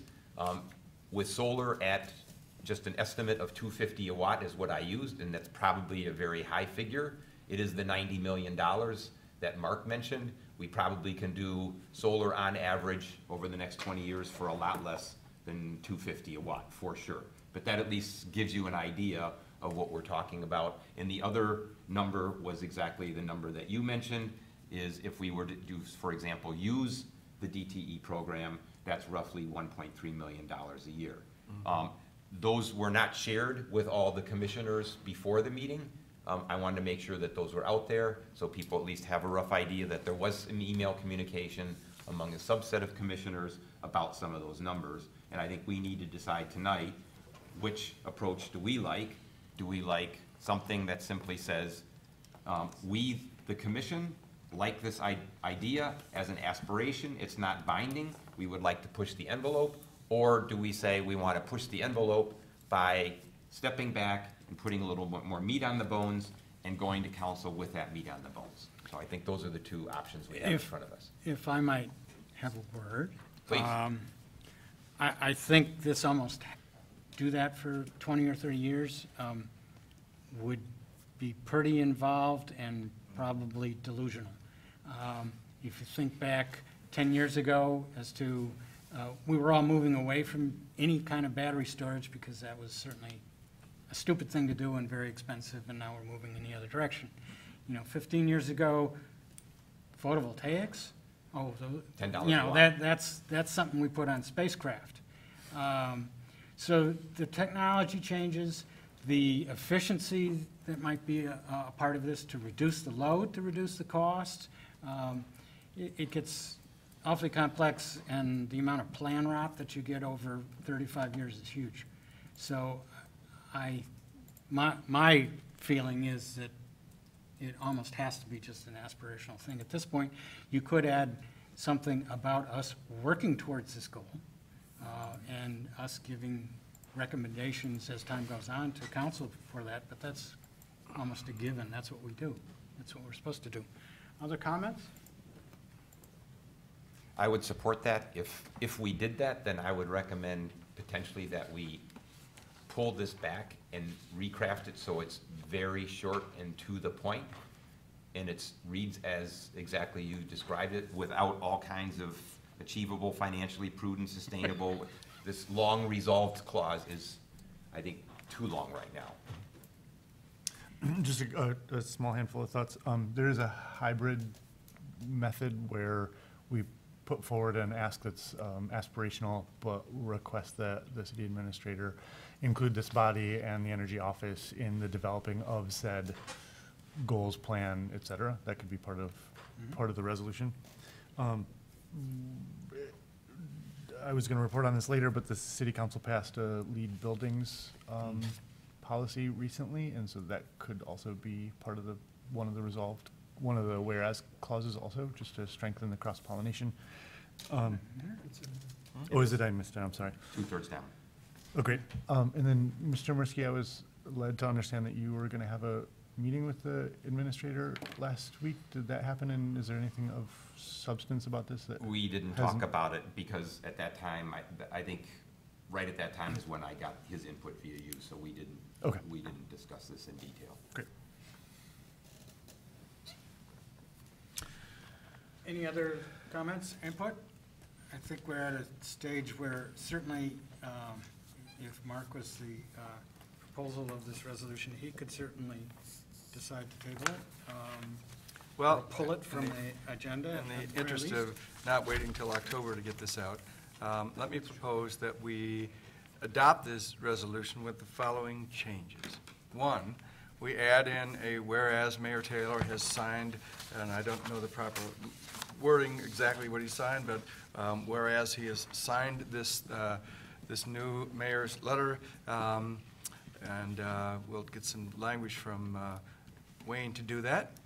Second change is third paragraph down. We changed it, add in the word the, whereas the Energy Commission, take out John Mirsky, so that whereas the Energy Commission has strongly encouraged the city of Ann Arbor to use SMART goal framework. And dropping all the way down to the bottom, resolved, it would read now. Resolved that the Energy Commission recommend that the City Council direct the City Administrator to meet 100% of the electricity demand for city operations as reflected by yearly total of all municipal electric meters with renewable energy sources by 2035 in accordance with the U.S. Mayor's commitment to run their cities on 100% renewable energy, and the Ann Arbor Climate Action Plan solar goal is 25% goal by 2025 and 90% by 2050, period. The administrator is further directed to report back to council through the Energy Commission no later than December 2017 to include the measurable actions in the budget beginning in 2019, period. So all of the in an achievable, sustainable way is just taken out. And we've already said SMART above, so that makes it, If I might Yes. suggest that it shouldn't be solar goals? I'm sorry. Well, it is the solar goals. No. No, those- it's renewable energy. I'm sorry, Yeah. it is. So it could be wind or, Yeah, right, I'm sorry, renewable energy. Hydro. PV equivalent, right? I think could we just end it with Yes, 100% renewables by 2035? yes. And because Yeah. some of the other stuff Yeah. maybe could be whereases or just, All right, let's it's just, not, let's kill it right there, yeah. Yeah, you've actually got stuff on We solar got stuff goals above and it. climate Okay, so- action so plan that up ends. above, so. So are we keeping, the administrator directs this report back, are we keeping that? I have a question about Oh. that. What's that mean through the Energy Commission to the council? The administrator's going to come here? Or He's gonna tell us what's going on and, at this meeting? yes. And how does it get to the council? We go to the council, or he goes to the We council? look at the report and we pass, we say. We make a resolution? We make a recommendation or something. We've read this, we concur, we've read this and think it's, And then what's it mean to include measurable actions? What's a measurable action? John, what's the measurable action? where do we have Smart. that state? SMART goal framework, specific, measurable, attainable, realistic with time-bound target. Yeah. You want to describe what measurable action is? Well, measure means that you have a metric that can measure, and we have one. We measure the city's, I mean, that we know the city's use, and we would know how much energy we generate through renewable sources. So we have measures that comply with that, or we have the ability to comply with that. But it says to include measurable actions in the budget. Oh, okay.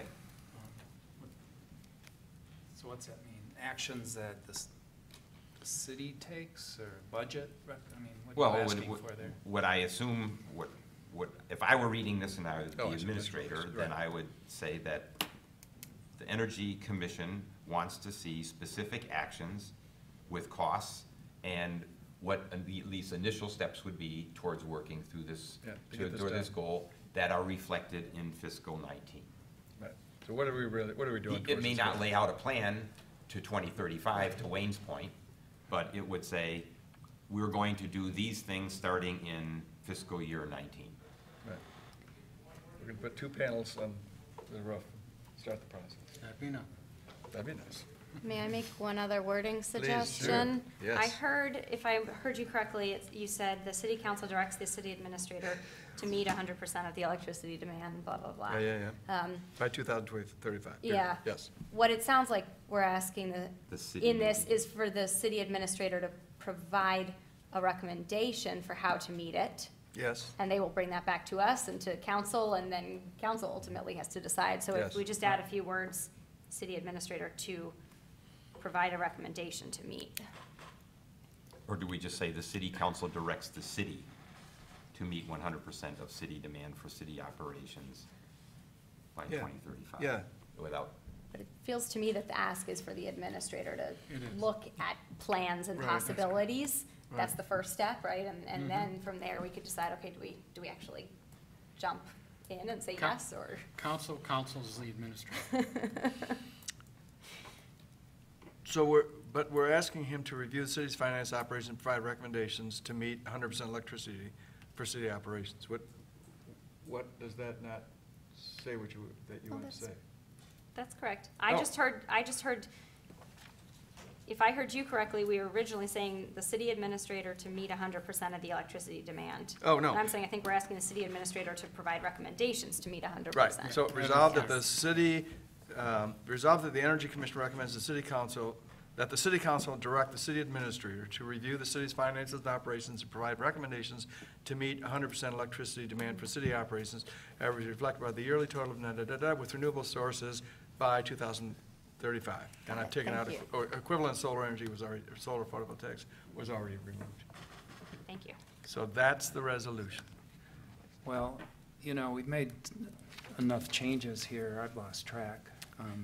I'm really wondering if you should take this back and rewrite it clearly. Push it off till October. And bring it, Well, unless you want September. to. Or 'Cause, potentially August, if we decide to have an August meeting. We could have an August meeting.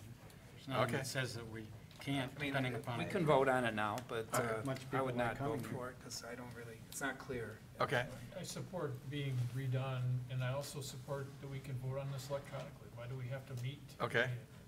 Then I'll pull this, respectfully pull this, and ask that the chair refer this to the Renewable Energy Subcommittee, which I chair, and we'll take care of this.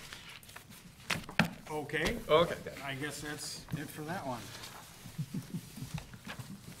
Moving right along, Citizens Climate Lobby, 2016 Resolution Support Discussion, Commissioners.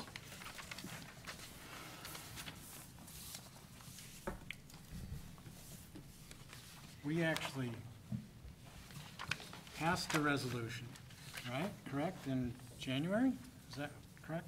In January of 16. 16 concerning this.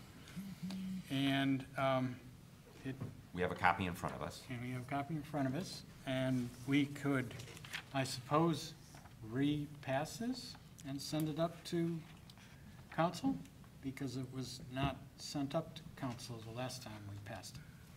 So my understanding is, just to elaborate, I'm is not sure that what the correct- council representation on the commission at the time, apparently, Jason, not you, recommended that this not go to council for whatever reason, that apparently the feeling was that there wasn't enough support for this, and therefore it basically stopped with the passage of the resolution here. And I think in the meantime, with us looking at it and communicating with a representation from CCL, we support the resolution. We could re-support the resolution and ask that it be presented to council and debated there. Yep. Or if we want to modify it, there was some language recommending potentially some minor changes that aren't here. Do you have that? They Those are actually emails? the final whereas. Uh-huh. does Okay, does yes, reflect exactly, that thank you, right. So recommendation. that is a change, actually, right? Yes. So the one that was passed that I mentioned earlier section does right not include the whereas statement that is the third paragraph from the bottom. So we could either simply take the old resolution and move forward with it, or if we like this addition, we could, as I understand it, vote on this slightly modified resolution and ask that it be considered by council. Unless you wanted to add a clause that says, whereas we passed this once before? We could ask that too, we can add that too. Can I ask a question about it? The last word resolved is that we recommend that city council sign the CCL carbon fee and dividend pledge. What is the pledge? I know I don't recall sort of what, when city council signs it, is it simply saying we support this? It's not committing to, Yeah, it's simply a It's signing their support, name if to I something. understand it It's a correctly, support. and I have that page here somewhere, here, if I can find it. Or perhaps we have representatives in the audience who could come up and you can pass that down. I think that's the pledge. Split? Yeah, perhaps the more appropriate wording would be that... Could you introduce yourself, please? I'm sorry. I'm Ginny Rogers, and I'm a volunteer with Citizens Climate Lobby. And perhaps it might be more appropriate to say that to recommend City Council endorse the policy or, recommend that the federal government endorse the carbon fee and dividend policy, because there isn't really a pledge. It's, a policy that they could support or not. So the first resolve does that, doesn't it? Ann Arbor Commission supports the effort of the Citizens Climate Lobby to institute a national carbon fee and dividend. Right? Could end there, but we don't need the other resolve? Well, no, No? the other but one. it's recommending that city council support. Yes. We've already the done policy. the first I resolve. got you, okay. Yeah. Right, oh, yes, of course. So we should change pledge to policy. Yes. Got it. And Should change it say- signs should it to say endorse. something like, that city council formally support the CCL carbon fee and dividend blank, whatever it is, policy, is that what we're saying? Mm-hmm. Right, Formally support is fine. yeah. Any other questions, comments, changes? Commissioner Hookham. We seem to mix match words in here that still bother me. I remember looking at this at one time. The concept of fee versus price versus tax is kind of baffling to me, and I think we need to get that straight. It's not a carbon price per se, it's a carbon fee, and if it's a fee, it's a tax, because we're taxing somebody. We then say in this one paragraph that it's imposed on all fossil fuels at the point where they first enter the economy. I'm not sure how that's applied, who that applies to. This is a debate when we start doing carbon calculations. It gets very complicated. So I'm still a little bit worried about that piece of it. You know, that's my own problem, I suppose. But then who collects this? Who manages it? And then it's returned to the majority of households. I think I asked that question the last time and maybe I backed down, but I'm still not clear if that's a federal government activity, if it's a local government activity, who regulates it, who pays for that service, who manages the money, where does the money get audited from, all those. I know this is aspirational, but I still have lots of those kinds of questions and would continue to have them probably. I think it would have to be all done on a national level. Which scares me to death. Well, we wouldn't want that to happen. Well, I'm very aspirational myself, but I'd like to see some more guts to the program. How does it work? Because we've tried to impose things federally. I can name 100 of them, and none of them seem to work right. They never get properly managed. They get slush funded. Look at Social Security. That's a great federally managed program. Tons of wasted money. So I'm just concerned that this doesn't, it's aspirational at trying to accomplish an end goal, which is important, but not sure it gets us there. Maybe, Ginny, you can inform us, is this exactly the same plan as the Baker and who's the other? Schultz. George Schultz plan? Are they backing exactly this plan, or are the two the same? The Climate Leadership Council, which is George Schultz, James Baker, and a group of other Republican conservatives, came out with what they call the carbon dividends plan. And it's very similar to CCL's carbon fee and dividend proposal. The rate of the carbon tax starting and the rate of increase is slightly different between the two plans. And the carbon dividend, the Climate Leadership Council carbon dividends plan also specifically calls for removal of regulations from the EPA that govern carbon dioxide emissions. So they specifically call for, you know, getting rid of some of the regulations in exchange for this, whereas CCL's proposal doesn't call for that at all. And that's really the main difference between the two plans. Both of them call for the fee to be paid by the fossil fuel companies at the source, to be collected by the federal government, and then to be returned directly to households on an equal share basis as a dividend.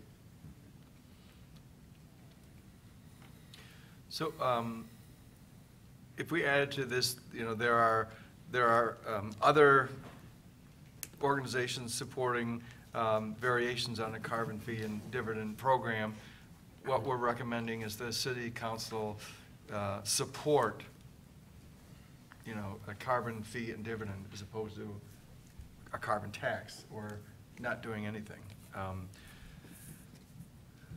That way we give wiggle room and allow, you know, some negotiation between CCL and other groups. I mean, ultimately, this is going to get hammered out, and it's going to be, you whatever know, so legislation gets we're throwing our introduced. weight behind the concept here of a carbon fee and dividend as opposed to a carbon tax as opposed to doing nothing. Or cap and trade, or doing nothing, or whatever, correct. Right.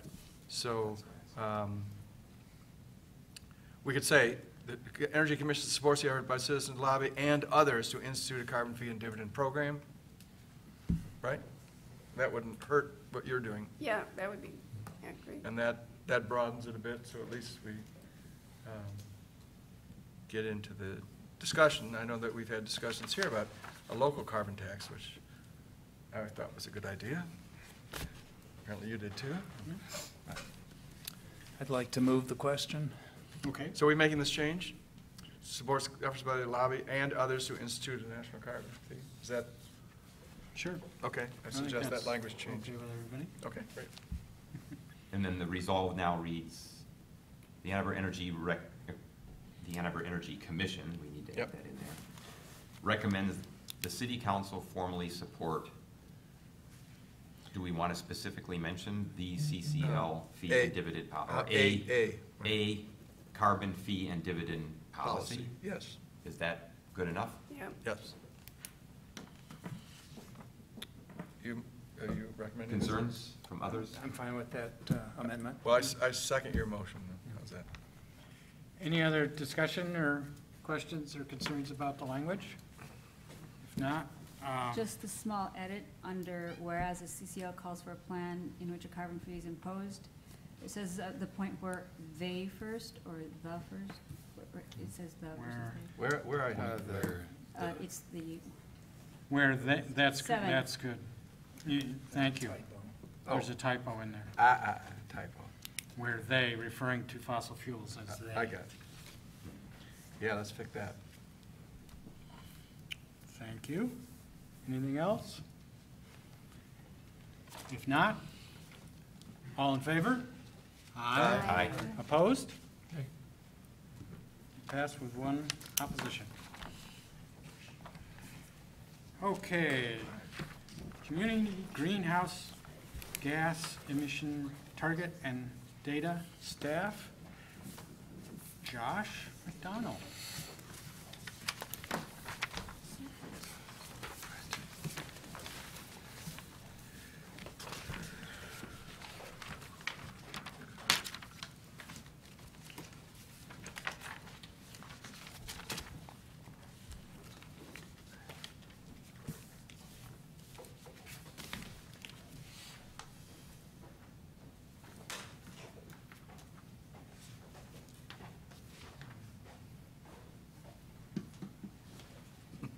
So jumping right into it.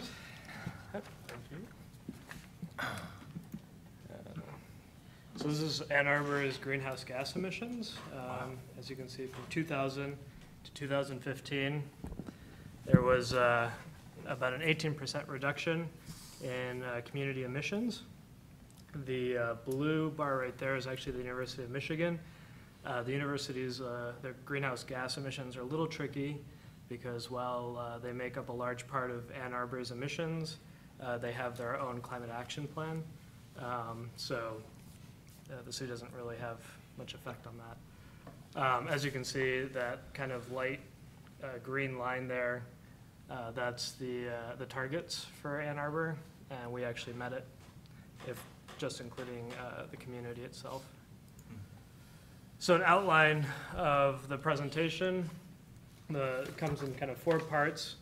The first part looks at understanding the 18% drop and kind of the 2015 numbers in general. Second part looks at forecasting greenhouse gas reductions. So looking at some of the things that we know are in the works with DTE's 80% reduction by 2050, as well as CAFE standards. And then kind of strategies, so ways that we can meet our targets going forward, and then just kind of a wrap up. So understanding 2015 numbers. These are DTE's GHG reductions, so kind of looking at MPSC, the Michigan Public Service Commission. They had set a 10% renewable portfolio standard target for utilities. If you go online, these 2 images here were pulled straight from DTE's website. They have a 7.74% renewables in their fuel mix. Some of that's the kind of discrepancies made up by things like, for example, RECs. They also count weather normalized retail sales versus actual generation. So DTE actually has reported a 15% reduction in GHGs from 2005 to 2015. Again, some of these include more than just the renewable, the RPS. They also include upgrades to existing power plants as well as energy optimization program. So I took a look not only at DT's RPS, but also the North Campus Research Center to kind of explain that 18% drop in GHGs. It was acquired by the University of Michigan from Pfizer in 2009. And since then, those emissions are no longer counted as part of community emissions. They're now counted with the university's GHGs. So I kind of, I got scrambled. Let me see if I can, oh yeah, I don't really have access to it. Previous. Okay, it looks like there might be a bit of a technical difficulty there. So, sorry, on that point. Yes. So is the university now counting the NCRC in its emissions? Because this was, I think, a long debate within the university when I was there, because they were essentially. It was what? It was a debate within the university, because they were essentially subtracting out the NCRC, saying, well, we acquired this, and so we can't account for an increase in emissions in our profile. And I was concerned that it was then sort of dropped from both the university and from the public roles county, because it's a pretty big, it's a big energy demanding facility. So that would be a change in the way the university has done it. So from what I understand, they have two different types of basically inventorying. One of them is their targets, and the other one's just kind of their raw GHG inventory. I was able to get access to the raw GHG inventory, and I think that actually does include NCRC. Gotcha. But yeah, a lot of their targeting stuff, I think, still includes it based off the baseline. So, yeah, that was the question. So the raw inventory includes it, their sustainability and climate reporting does not. That's exactly right. Yep. That's exactly Apples and oranges. Yeah. So yeah, this is kind of scrambled, but I'll go ahead and just kind of explain it really quick. So I went ahead and stacked up, as you can see, there's kind of the red bar there, 2,000 electricity, that's GHGs for Ann Arbor.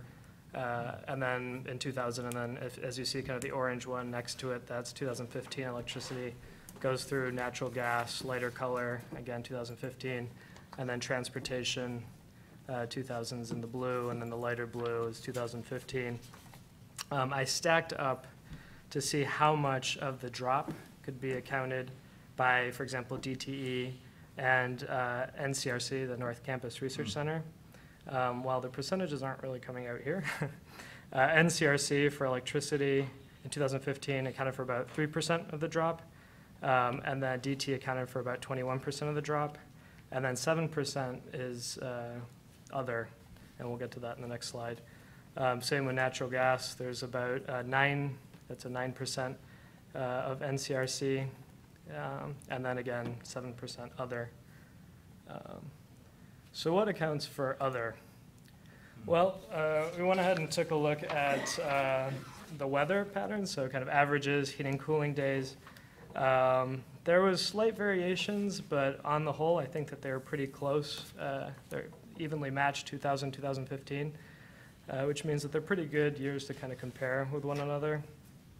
Some other things that could be playing a factor. So furnaces moved from between 75 and 80% efficiency in the 1990s. They moved up to 90 to 97% efficiencies. Furnaces have an average of about 15 to 20 year lifespan. Now, I think people probably keep them longer than that, but that's the general lifespan. Again, LED lights, so moving from 60 watt to below 10 watt now with LED lights could definitely play a factor. Energy Star appliances, and kind of the hardest thing to maybe measure behavioral changes. So we kind of looked at reductions from 2000 to 2015. Next section is kind of looking at forecasting, so just taking into consideration things that we know are going to take effect and seeing how they play into greenhouse gases. So DTE's 80% reduction by 2050. DTE plans to accomplish this through adding to current stock 6,000 megawatts of additional renewables, 3,500 megawatts of natural gas. They're retiring 11 coal plants by 2020s and investing in electric grid and gas infrastructure. This all leads to about 40% renewable, 40% natural gas, and 20% nuclear fuel mix when all is said and done. As you can see on the right there, that's kind of the reduction in our electricity and our greenhouse gases predicted out based off of these changes. The next part, CAFE standards. So we have 39 mile per gallon target for 2015. It goes all the way, it jumps to about 46.5 mile per gallon by 2025, 53 miles per gallon for passenger vehicles, 40 for light trucks. There's a bit of discrepancy between the targets themselves and the actuals. Some of this has to do with the mix on the road, so there's going to be older cars, obviously, that are going to be on the road. Another thing that kind of plays into this as well, car companies can use credits, things like this, to meet CAFE standards. Now, after going into that long explanation, there's a chance that CAFE standards will no longer be relevant because as of July 7th, there is a re-examination of the CAFE ruling in December 2016, so a lot of this might change. Finally, this is just kind of forecasting out, so I took into consideration, again, I'm seeing these strange kind of artifacts, but I'll go through it. I took into consideration DTE's proposed reductions as well as CAFE standards.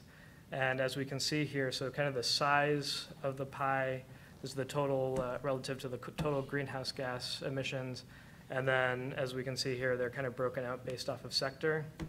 Natural gas, in the end, by 2050, kind of becomes one of the largest sectors with 44%, and transportation about 43%. We meet the target in 2025 given DTE's announcements, but by 2050 we miss them by a long shot. So that is one thing to keep in mind. Finally, just kind of greenhouse gas reduction strategies. I went ahead and looked at energy efficiency programs. So we took a look at DTE's residential efficiency programs, which is probably the largest penetration rate in Ann Arbor. They have about close to $1 million in rebates. I was trying to look at as far as what's been implemented already, what the largest reduction in energy use could be. So Holland, Michigan has this Biggest Losers program, and they've actually reduced, so the Biggest Loser basically reduced their energy use by 36%. That's the largest that I could find. The 10% was the average, the 36% was the best? Or what was, that was my recollection, right? Yes, that's correct.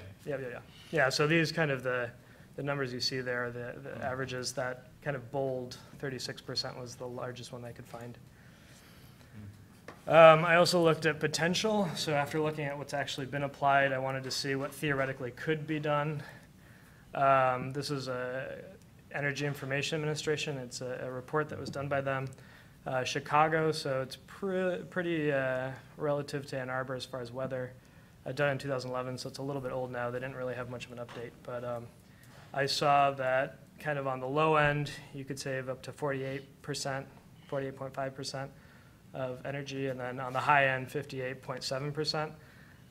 Now there's some interplay here. So for example, if you go ahead and upgrade your windows, you can't get as much efficiency out of a new furnace just because you're going to be using less energy. So it's a little complicated.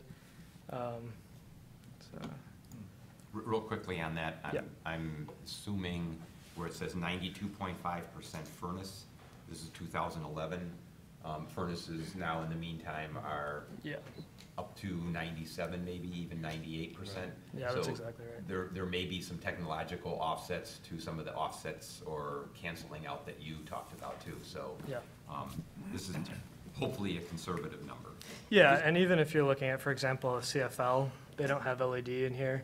So there were a few kind of, being an older report, there are a few discrepancies here with what we could probably see now and what I was able to gather. The state's doing that energy waste reduction program with GDS. There's a report that's eminently due out. Both utilities have been sponsoring it that has more up-to-date data. Oh, that's great. So I'll definitely look into it. I'll flip some information to you. Okay, thanks. Yeah, I really appreciate So again, if we're looking at all these categories, residential, commercial, industrial, that last category that says category name in percent is actually transportation. And I can just read off percent there, which is about 30%. So if we're looking at all these sectors, most of these programs that are looking at are mainly in the residential sector for energy efficiency and energy optimization. I'm sure that commercial industrial have their own numbers, and that would be something I'll look into further as well. Ann Arbor's solar potential. So this is the LIDAR information that we gathered while doing the solar subcommittee. So it's about roughly 78.46 megawatt total potential, broken out into different sectors, which again, if we use the total, equals about a 7.75% reduction in metric tons of CO2e for electricity, and about a 3.76% reduction for metric tons of CO2e total. So just kind of like the takeaways of the presentation. So Yeah. that potential is percentage of what figure for what day? Right. Sorry, let's go previous Solar. here. Yeah, so this is basically 2,000. What I did was I took the 2,000 greenhouse gas emissions, and I took, broken out based off of electricity and then also the total amount. I took the amount of megawatt hour capacity, converted that into a greenhouse gas number, and then looked at if we were to go ahead and implement it into the total, what that would be. These numbers are obviously going to fluctuate a bit based off of the cleanness of the grid. I mean, there's a few factors here that play into this. So these are using the 2,000 numbers? These are using 2,000 as a baseline. Most of this is using 2,000 as a baseline. Just because 2015, there's already been reductions, and it would complicate Right. things based off the So maybe baseline. you So the put- solar potential for 2015 is going to be higher. Higher, and the right. Solar potential for 2025 is going to be even higher. It's a it's a very complicated number because you have to use, for example, greenhouse gas conversion, and the greenhouse gas conversion really has to do with how clean the grid is, because that's what this is where there's a lot baked into the pie, and a lot of these are estimates, so they're kind of just, vague. All right, and broad you just kind of made understandings. the point, it's the empty CO2 of the electricity on the whole, so Right. the reason why it varies a little bit from the solar alone goal that would just be looking at the electricity KWH target versus rolled together with some of this. Yeah, so that's part of it too. So kind of just, again, looking at the takeaway. If we do nothing right now, we miss the 2050 goal by a long shot. Natural gas and transportation are the largest sector by 2050. Again, because we don't really have much acting on them. Even if CAFE standards do stand, there's not much, the majority of it's going to hit now, and as far as CAFE standards up to 2025, and then it's going to kind of taper off. So I think that maybe looking into diversifying solar into other things, like maybe charging EVs, possibly water heating, things like that. And then also looking at energy efficiency as a way to combat some of the natural gas, since mostly DTE and utilities target, for the most part, electricity and not so much natural gas. Well done, Josh. Yeah, Well done. thank you. I'll just say Lot- thanks lots of to numbers. Commissioner Josh. Yes, spent thank quite you a bit of for- time on this, and Yeah, no Commissioners kidding. Mirsky, Appleyard, and Lenski in particular. Yeah, I really So appreciate all to your be clear effort. on this, Josh. Giving us some This numbers. last takeaway, this assumes or incorporates what DT is already committed to do, right? So And this is CAFE. And CAFE. So this is after those things are done. That's This is exactly our net we still have to deal with. That's right. Right. I got you. Okay, all right. And so you're saying, what was your, give me your conclusion again. What are things we could do? So I think we obviously have to do something to be able to meet the 2050 goal. Even though we come close to, or we actually do meet the 2025, Right. the 2050 is far out and we miss it by a long shot. Right. So natural gas and transportation are kind of the largest factors. Maybe pairing, again, solar with electric vehicles, Right. water heating, things like that, to be able Yeah. to kind of, and I'd have to run the numbers, but I'm sure if you took solar and you applied it, it might have a I don't know what kind of impact it would have on those sectors.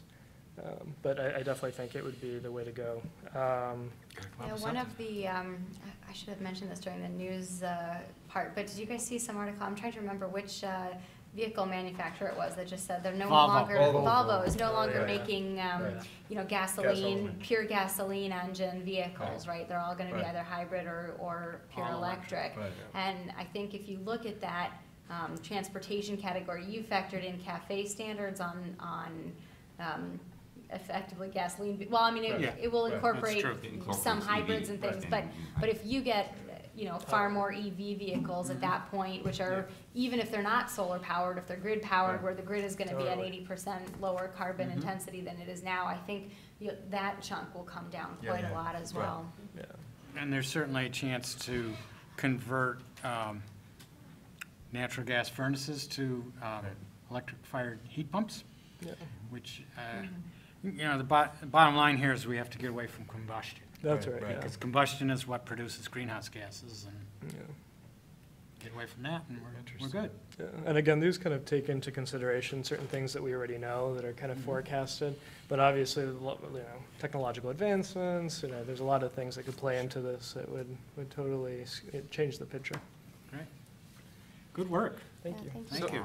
So it'd be worth getting some sense, some people are thinking about what's going to happen in these sectors that are going to drive these things down, that we could encourage or get behind or support or say we don't need to worry about that, somebody else is taking care of that, or even with Spark saying, you know, by 2025 we'll still have a need for technologies that impact natural gas. I mean, there's intelligence in here for us to look at.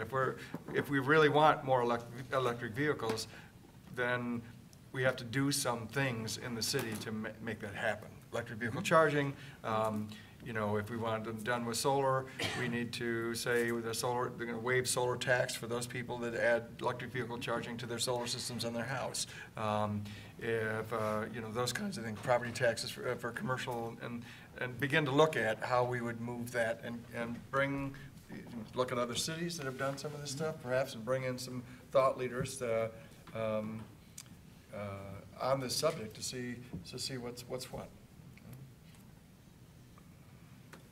Just to add, I think as far as the focus of the Energy Commission, what a key takeaway of this is that up until now, a lot of our focus in terms of our own activity has been on the electrical side and looking at renewable energies there, primarily solar. And what this tells us is there's going to be big reductions there. And I'm not saying we abandon any of what we're doing, because anything we do will help this, but it shows, as we've just been discussing, we really need to focus more on promoting energy efficiency. We need to do more on the transportation, as Wayne was saying and Mark was saying, to get away from combustion vehicles, diesel, and just auto cycle vehicles in general. And that's something that we should think about trying to influence and include in the fiscal year 19 budget. So I think our task is, in the coming months, is to work within the commission and with other groups to really come up with specific programs that recognize the situation in 2050, recognize what we need to start to do now, because, you know, what we're doing now, if we don't start to fix things, building stock is there for a long, long time. We know the average life of a vehicle is something like 12 years.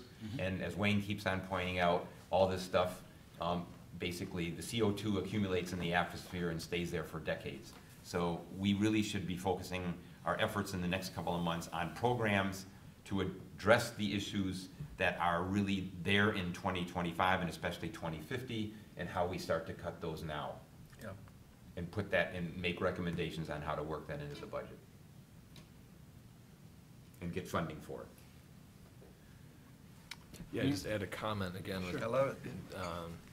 Acknowledging the great work Josh did. It's interesting, as Wayne and Commissioner Hookham present for the Climate Action Plan, as we've talked about a little bit. I mean, there was a one of the big elephants in the room was that was around the time of the 25 by 25 ballot Right. proposal. And here we have DT has come along and effectively self-imposed an RPS that will basically do that. So all along, there was this generation component that had to be reckoned with. And so that's where it's promising, at least from that Oh, yeah. midterm perspective on 2025. Really the biggest thing hanging out there is being dealt with when it comes to generation. So,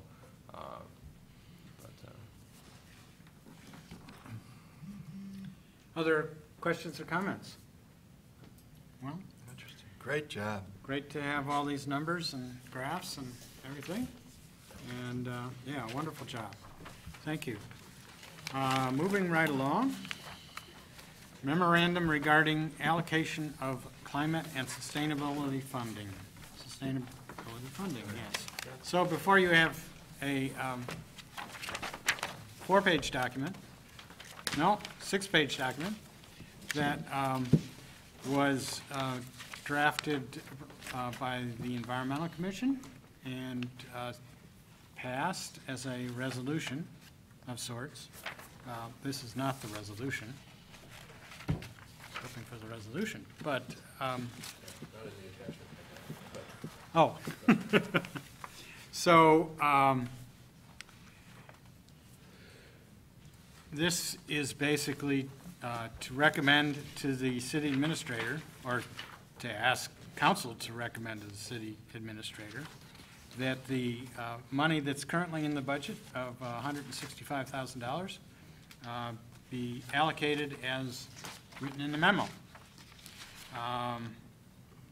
So the Environmental Commission has passed a resolution recommending this use of the funds, and it was my hope that perhaps tonight we could pass a resolution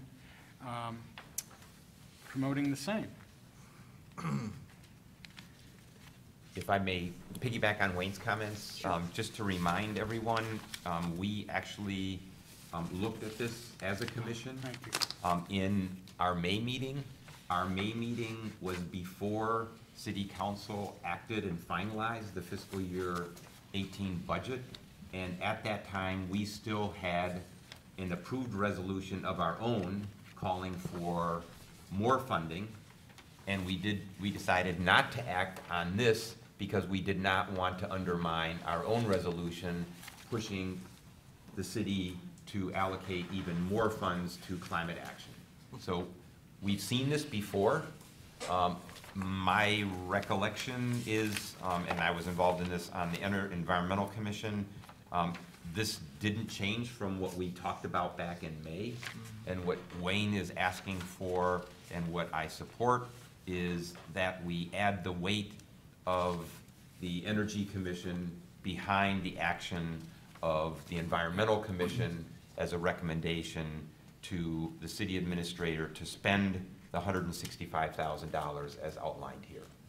Question, has this been given to the city administrator now? Yes. So there's no opportunity to make this a joint resolution? In effect, we would be making it a joint resolution because it would be backing something that the Environmental Commission has already resolved and already sent. This was sent on this date to the city administrator. And it's still there, nothing's happened with it.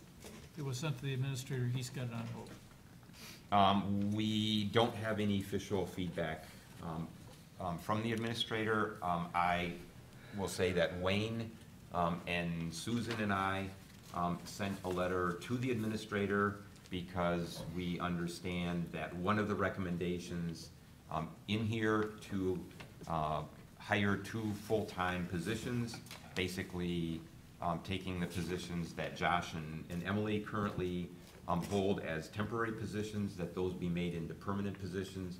There's some indication that the plans are not to fill those positions. So we did not address the entire memo, but we addressed those 2 positions, and we expressed concern that that those plans not be executed, but rather that these recommendations be followed.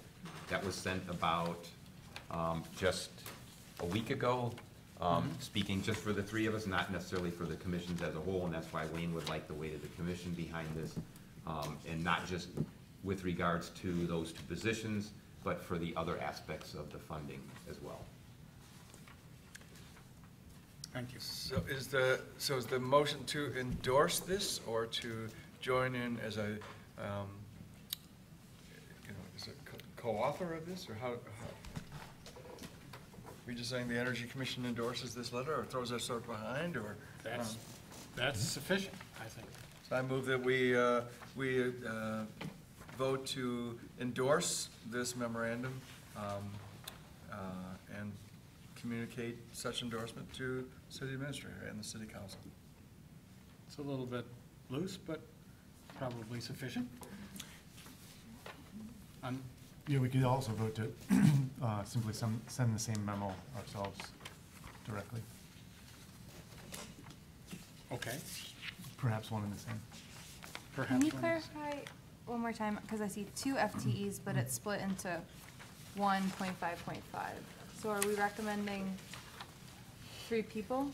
2 of them have part-time jobs? No, it's just where the funding's coming from, Okay. because the 165 isn't really enough to fund both, and so the rest of the funding was gonna come from the solid waste fund. Okay. I know I've asked this, sorry. No, go ahead.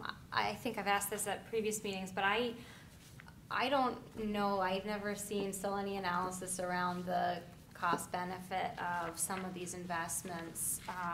You know, the 30,000 to the Clean Energy Coalition with the Solar for All. What's the expected, effectively, GHG reduction from that program? You know, what's the risk there? What's the sort of high-low projections of what would come out of that?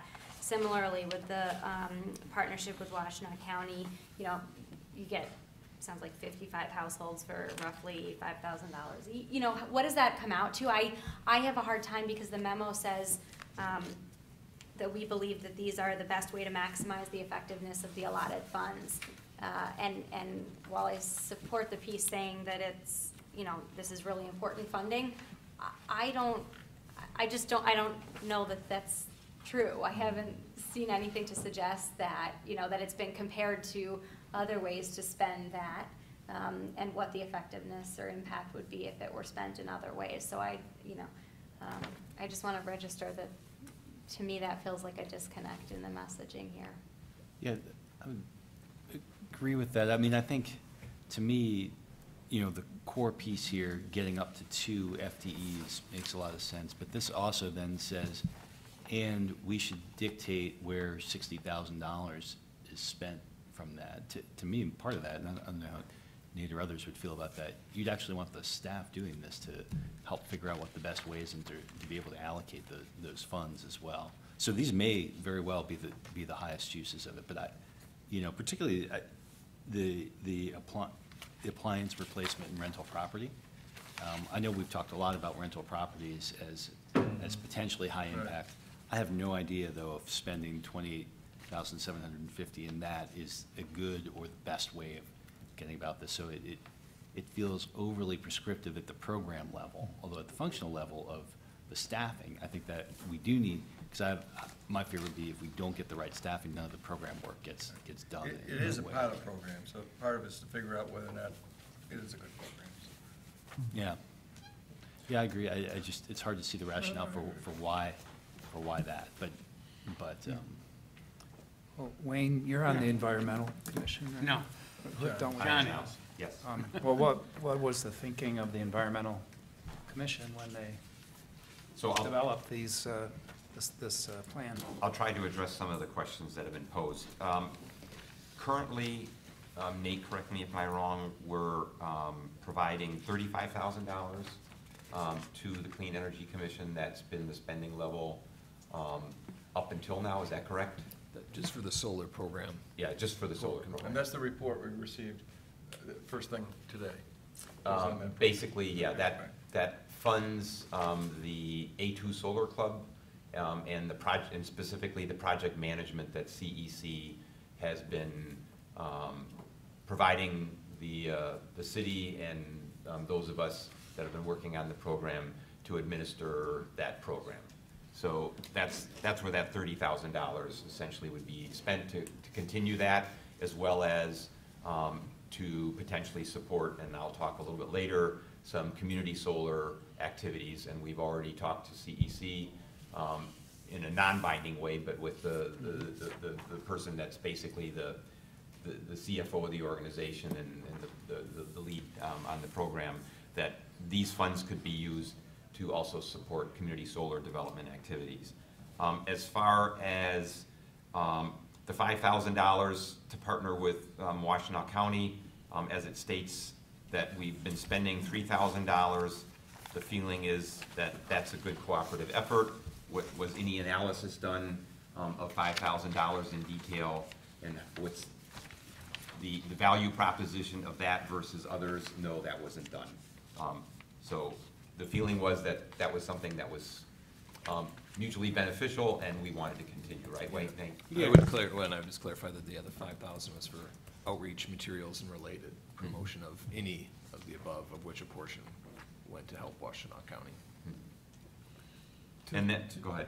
Just real quick, John, to Yep. Shoshana's question, who controls the 165K? What person or line in this city manage that money?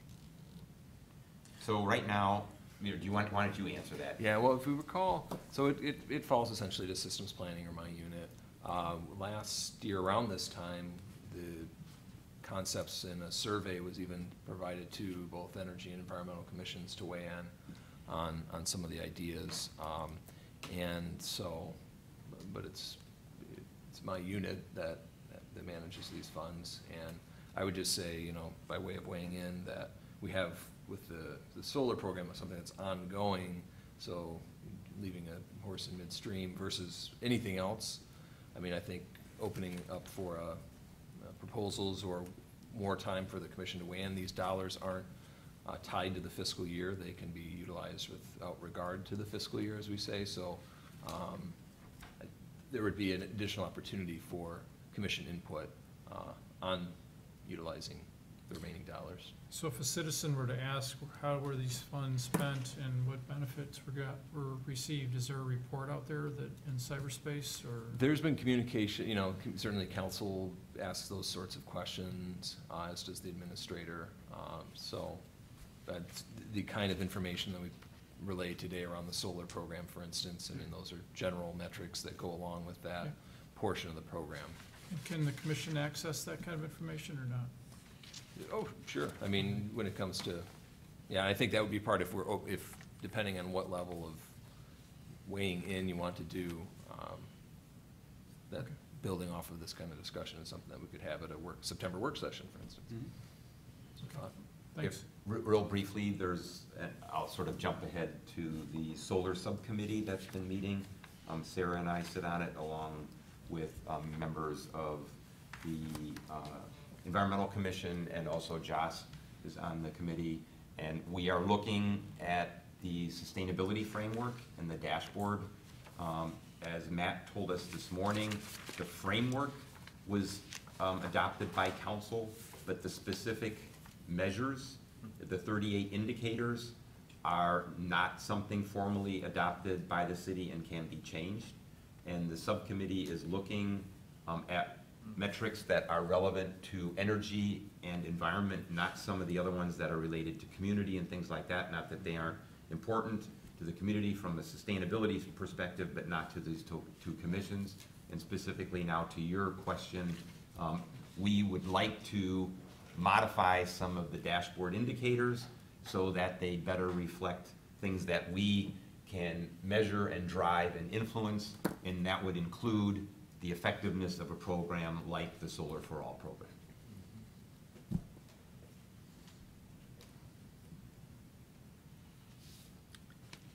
The appliance program was also, there was no deep dive done as far as the value proposition. The feeling was that this is a pilot program, as Mark said.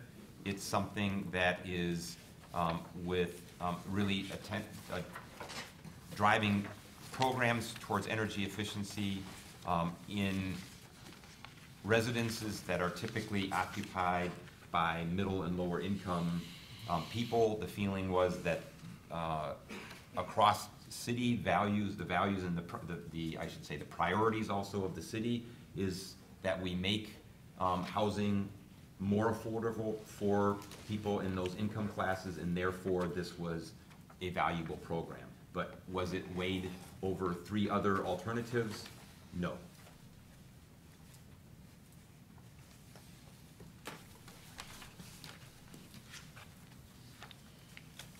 You have to consider that probably the biggest thing here is to try and get a continuity in staff. And that's, and the other amounts are distributed between energy efficiency and affordable housing and solar, an existing program. And the amounts of money that we're talking about here are almost infinitesimal. So, I mean, they're very small. So, considering we're spending $479,000 for tier control. To the point of setting a trend and having continuity, if you don't have a basis for making the investment, going to ask for more money, sometimes it's gonna be looked at as, why did we give you more money? You're just gonna throw it away again. So just be cognizant of that. I think we are. Oh, yeah.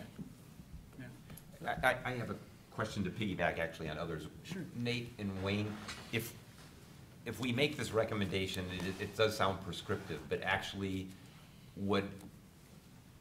if we determine at midpoint any of these programs, we're unhappy with the appliance program or the CEC program, is anything prevent us from pulling back from those expenditures?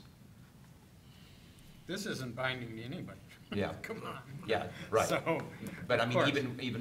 even once we were to initiate a program like that, I mean. Certainly the administrator has the ability to do anything he wants. Right? Yeah, and it just depends, if it's structured thusly when it's set up, Yeah. to have that flexibility, I absolutely. mean, the contract with CEC could be written in a way that there's a 30-day, I assume, ability to terminate the contract on either side if there's dissatisfaction or something like that. Something like that. So that might address some people's concerns as to this being overly prescriptive without any recourse. And I guess I'm confused. The ask here is for us to support this memo? Yes. Yes. Okay. In what way? I mean, And we vote to endorse and add our name to it. gotcha. So it would come from us as well. All right. Other comments or questions?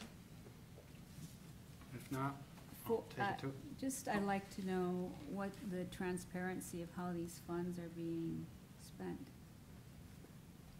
I'd like to know about what it is. Is this something that's available online as far as, like, we can find out how they were spent? For what's proposed, you mean, or for the current lending? How, well, Right. you know, Yeah, even for last the year, contract how is it was approved, spent. any contract that the city adopts or council approves is available online in terms of the allocation of the last round of funding. So if the across administrator decides to do this, there'll be, FTEs will show up, and the contract extension with CEC will show up, and there'll be actually, I don't know whether would there be a vote by council to spend the smaller amounts to send it off to, or is that what? Well, it hasn't been allocated It would yet. depend on, yeah, if it's an RFP for multiple services or for a specific service. But the smaller amounts that are going to the county or, I think they're probably small enough that it's in his discretion at this point, probably. Again, depending on how it's structured, yeah, Right. he would have the discretion. I think to answer the question, that the formal ways that are already included is council requests reports from the administrator through the division on any number of things, including this. And then in the budget review process, you have a line item for pretty much everything.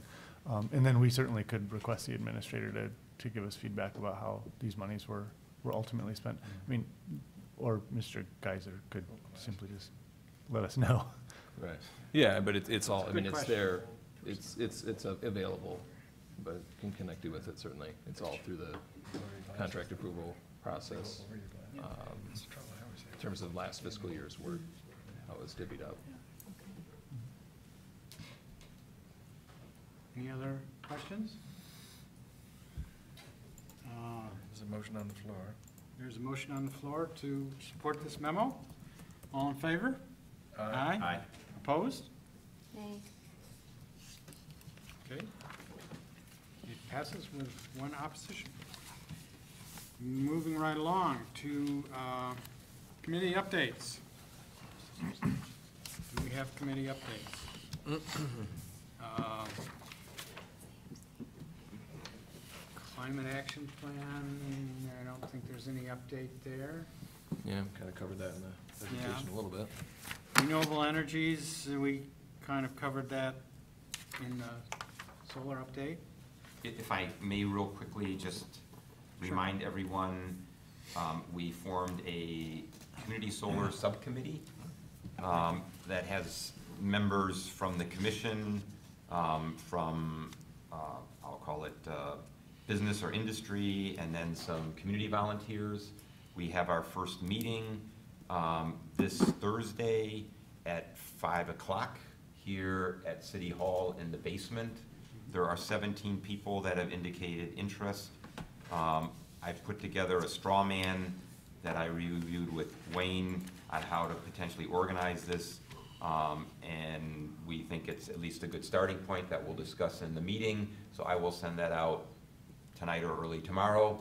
And then we will, in the meeting tomorrow or on Thursday, basically try to take from the straw man and optimize that and then assign people tasks to move forward, most likely breaking up into sub-teams so that we can work effectively. So we want to start action on community solar, and I might add, given the Spark presentation, maybe there's an opportunity for a community wind project, maybe using the local company's hardware. So we can talk about that too. We need to talk about that. Mm-hmm. Yes, sir. Yeah. Thank you. Sustainable funding, the interesting thing there is, as many of you may have heard, there's potentially going to be a millage put forth in November, and we'll know more after the 12th of July as to whether or not it's going to go forward from the county. That would be for police and mental health, and since the city already has its own police department and works with mental health, they would be getting a rebate from this millage. And there has been a recommendation made at council, which you could speak to if you'd like, saying that they would like to spend that rebate money for a combination of traffic safety, affordable housing, and climate action. So, and this would be a millage that would last for 10 years, and providing it goes through, which is always an if, and providing the division remains as such, there will be close to $1 million for climate action work in the community, which would be wonderful. And I don't know whether you'd like to elaborate on that, Commissioner? Yeah, Councilman? I think that the community conversation is going to be really complicated over the next few months, and so it'd be great for us to be reasonably clear about this as we talk to others about it. The county's millage would be a 1 mil levy against everyone in the entire county. It would be to continue and expand the current sheriff's work and especially related to mental health issues. So direct service in the courts, in the jails. He's in the process of laying out a plan that is being debated at the county level. That is not our purview. It is the county's decision to move that millage forward. And that millage debate is up for community conversation come November if the county moves that millage language forward, which they may well do in July or August. My fear and a couple other folks on council was that there was a potential concern where our residents would see we're already have a great police force. In fact, at budget season, the police department said they didn't need any more police officers. Why are we going to vote in another police-related millage? And that's why the county is building in this rebate program for all of the communities who already pay into community mental health and the sheriff's department for assistance and cooperation. So the rebate would be somewhere between, depending on many factors that are not determined or finalized, would be between $2.3 and $2.4 million per year for the 10-year lifespan of this millage. The resolution of intent that we put forward 2 weeks ago at council divvied that up 20, 40, 40, 20% on pedestrian safety measures, which we already have some guiding documents about, 40% for subsidized for affordable housing. And if it goes into housing, that would likely go directly into the Housing Trust Fund, which we already have a series of checks and balances and a system that delivers that money and third-party organizations that administer it. And then the 40%, which would be potentially just shy of $1 million, would go into climate change work. I presume that we would lean heavy on all the recommendations that we've already espoused, talked about tonight, and passed over the last 10 or 15 years. But it would be a major, especially for that component, it would be a major regrouping of how we deliver services. The other two, the 20% and the 40% for affordable housing, already have infrastructure behind them and plans. This escalation in the expenditure for climate change is so drastic that I think that we would have to, we would certainly do some significant work in how we would retool that. And there's just so many ifs before that point that I don't know what we do with that, but I want to make sure that the committee is understanding that there's a millage component that is aiming to solve a suite of community needs that are very much related, that are very much real right now, and there's a likelihood that they will drastically become more needed as the national priorities and funding sort of shift. So community mental health will, or perhaps will, lose additional funding over time and already has significantly in the last decade. So that need is known and is forecasted. And that's up to the voters to decide whether or not they're going to put that forward. The separate issue of what the city's going to use that money for if we do get that rebate is another thing that I think that we can, that I think that we would consider advocating for in a different way. Question, could the funding that's allocated for affordable housing in that section, could any of that funding be used for energy efficiency upgrades to existing buildings, things like that? The intent and the intent and the right and what was written in the intent resolution. Right. So it was a non-binding resolution that we passed. Was for housing. Okay, just for housing. Okay. Part of the reason for that is, again, we know that the federal administration is likely going to drastically reduce the amount of assistance to our most needed citizens in housing. HUD in Section 8. We receive over $4 million a year in HUD funding right now, and we don't know how much we're going to lose. So, I think, and I attended the meeting where that intent resolution was passed, and I must say that I was very impressed with how different council people spoke about the importance of this millage from the standpoint of the county and having the additional funds. And there was this whole talk about really the connection between mental health and police services, and that this would help them work together to solve a lot of problems. And so I think it's really important for the community to be behind this for that reason, and that in addition to that, we're going to end up with some found money that we can really use to do some things that really need to be done in the community, and affordable housing is really an important one, and the climate action work is obviously important, as we all know. So the question that we should be asking council is, what can we do in the short term? And this may even mean that we have some kind of a meeting in August to help out with this, because what we want to do is make sure that this is promoted within the community and so that it passes. And so if there's some additional guidance as to how that 40% that's a little less clear as to how it's going to be spent, I think it would be in our best interest to come up with some guidelines on that. And certainly, we're open to try and do that. Agreed. I think that's especially important, given what Josh has told us about the targets and the areas where we need to be emphasizing things going forward. Just stating that, you know, the highest priority areas going forward are going to be in these two areas. That alone would, I think, would be worthwhile. If we could be more specific, it'd be great. So we'll be in touch about maybe trying to do some short-term intense work to put a few things together about, you know, that kind of a program would require a ramp up and everything so that it has some complexity to it. What year does the millage take effect? I presume 18. Yeah. Wow. Yeah, they don't mess around. Pass it and and they do it.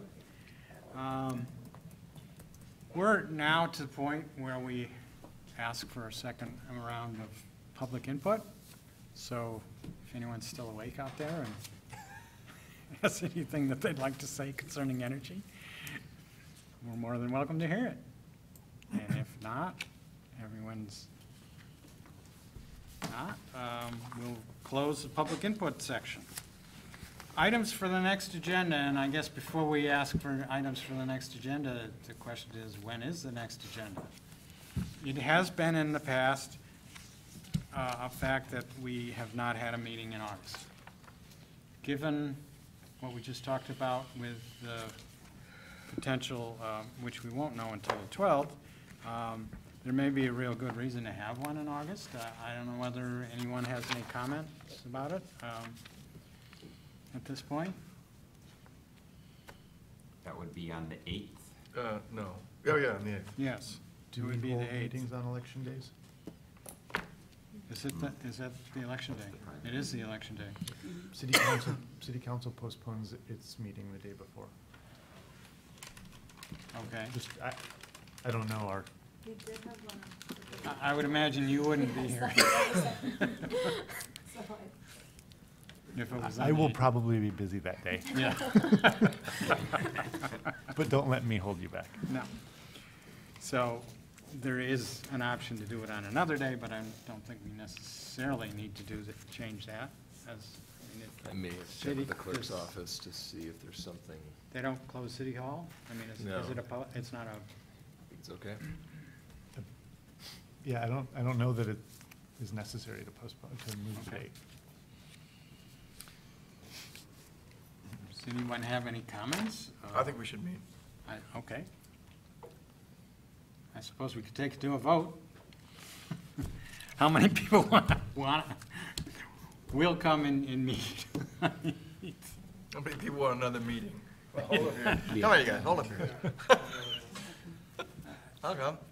I think unofficially, we'll probably have a quorum, so. Well, even if we didn't, that doesn't prevent us from having a working session and preparing That's correct. materials for the next Yes. meeting too, so. That's true. It's not necessarily wasted time, even if we don't. So let's plan on a meeting on the 8th. On the 8th, okay. And does anyone have something that they would like to put on the agenda? And would that be a working session then, did I hear? Let's just make it a working session, make it easy. Do that? You may need Yeah. to vote. Do you think we need to vote?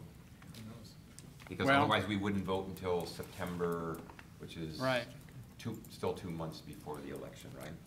When's the All right, election? Let's I not would make it a s- working session. No, It's a regular session. September is usually a working session, but we could make August a working session, which might actually be more productive. That's a good idea. And then September will be a voting session. Good.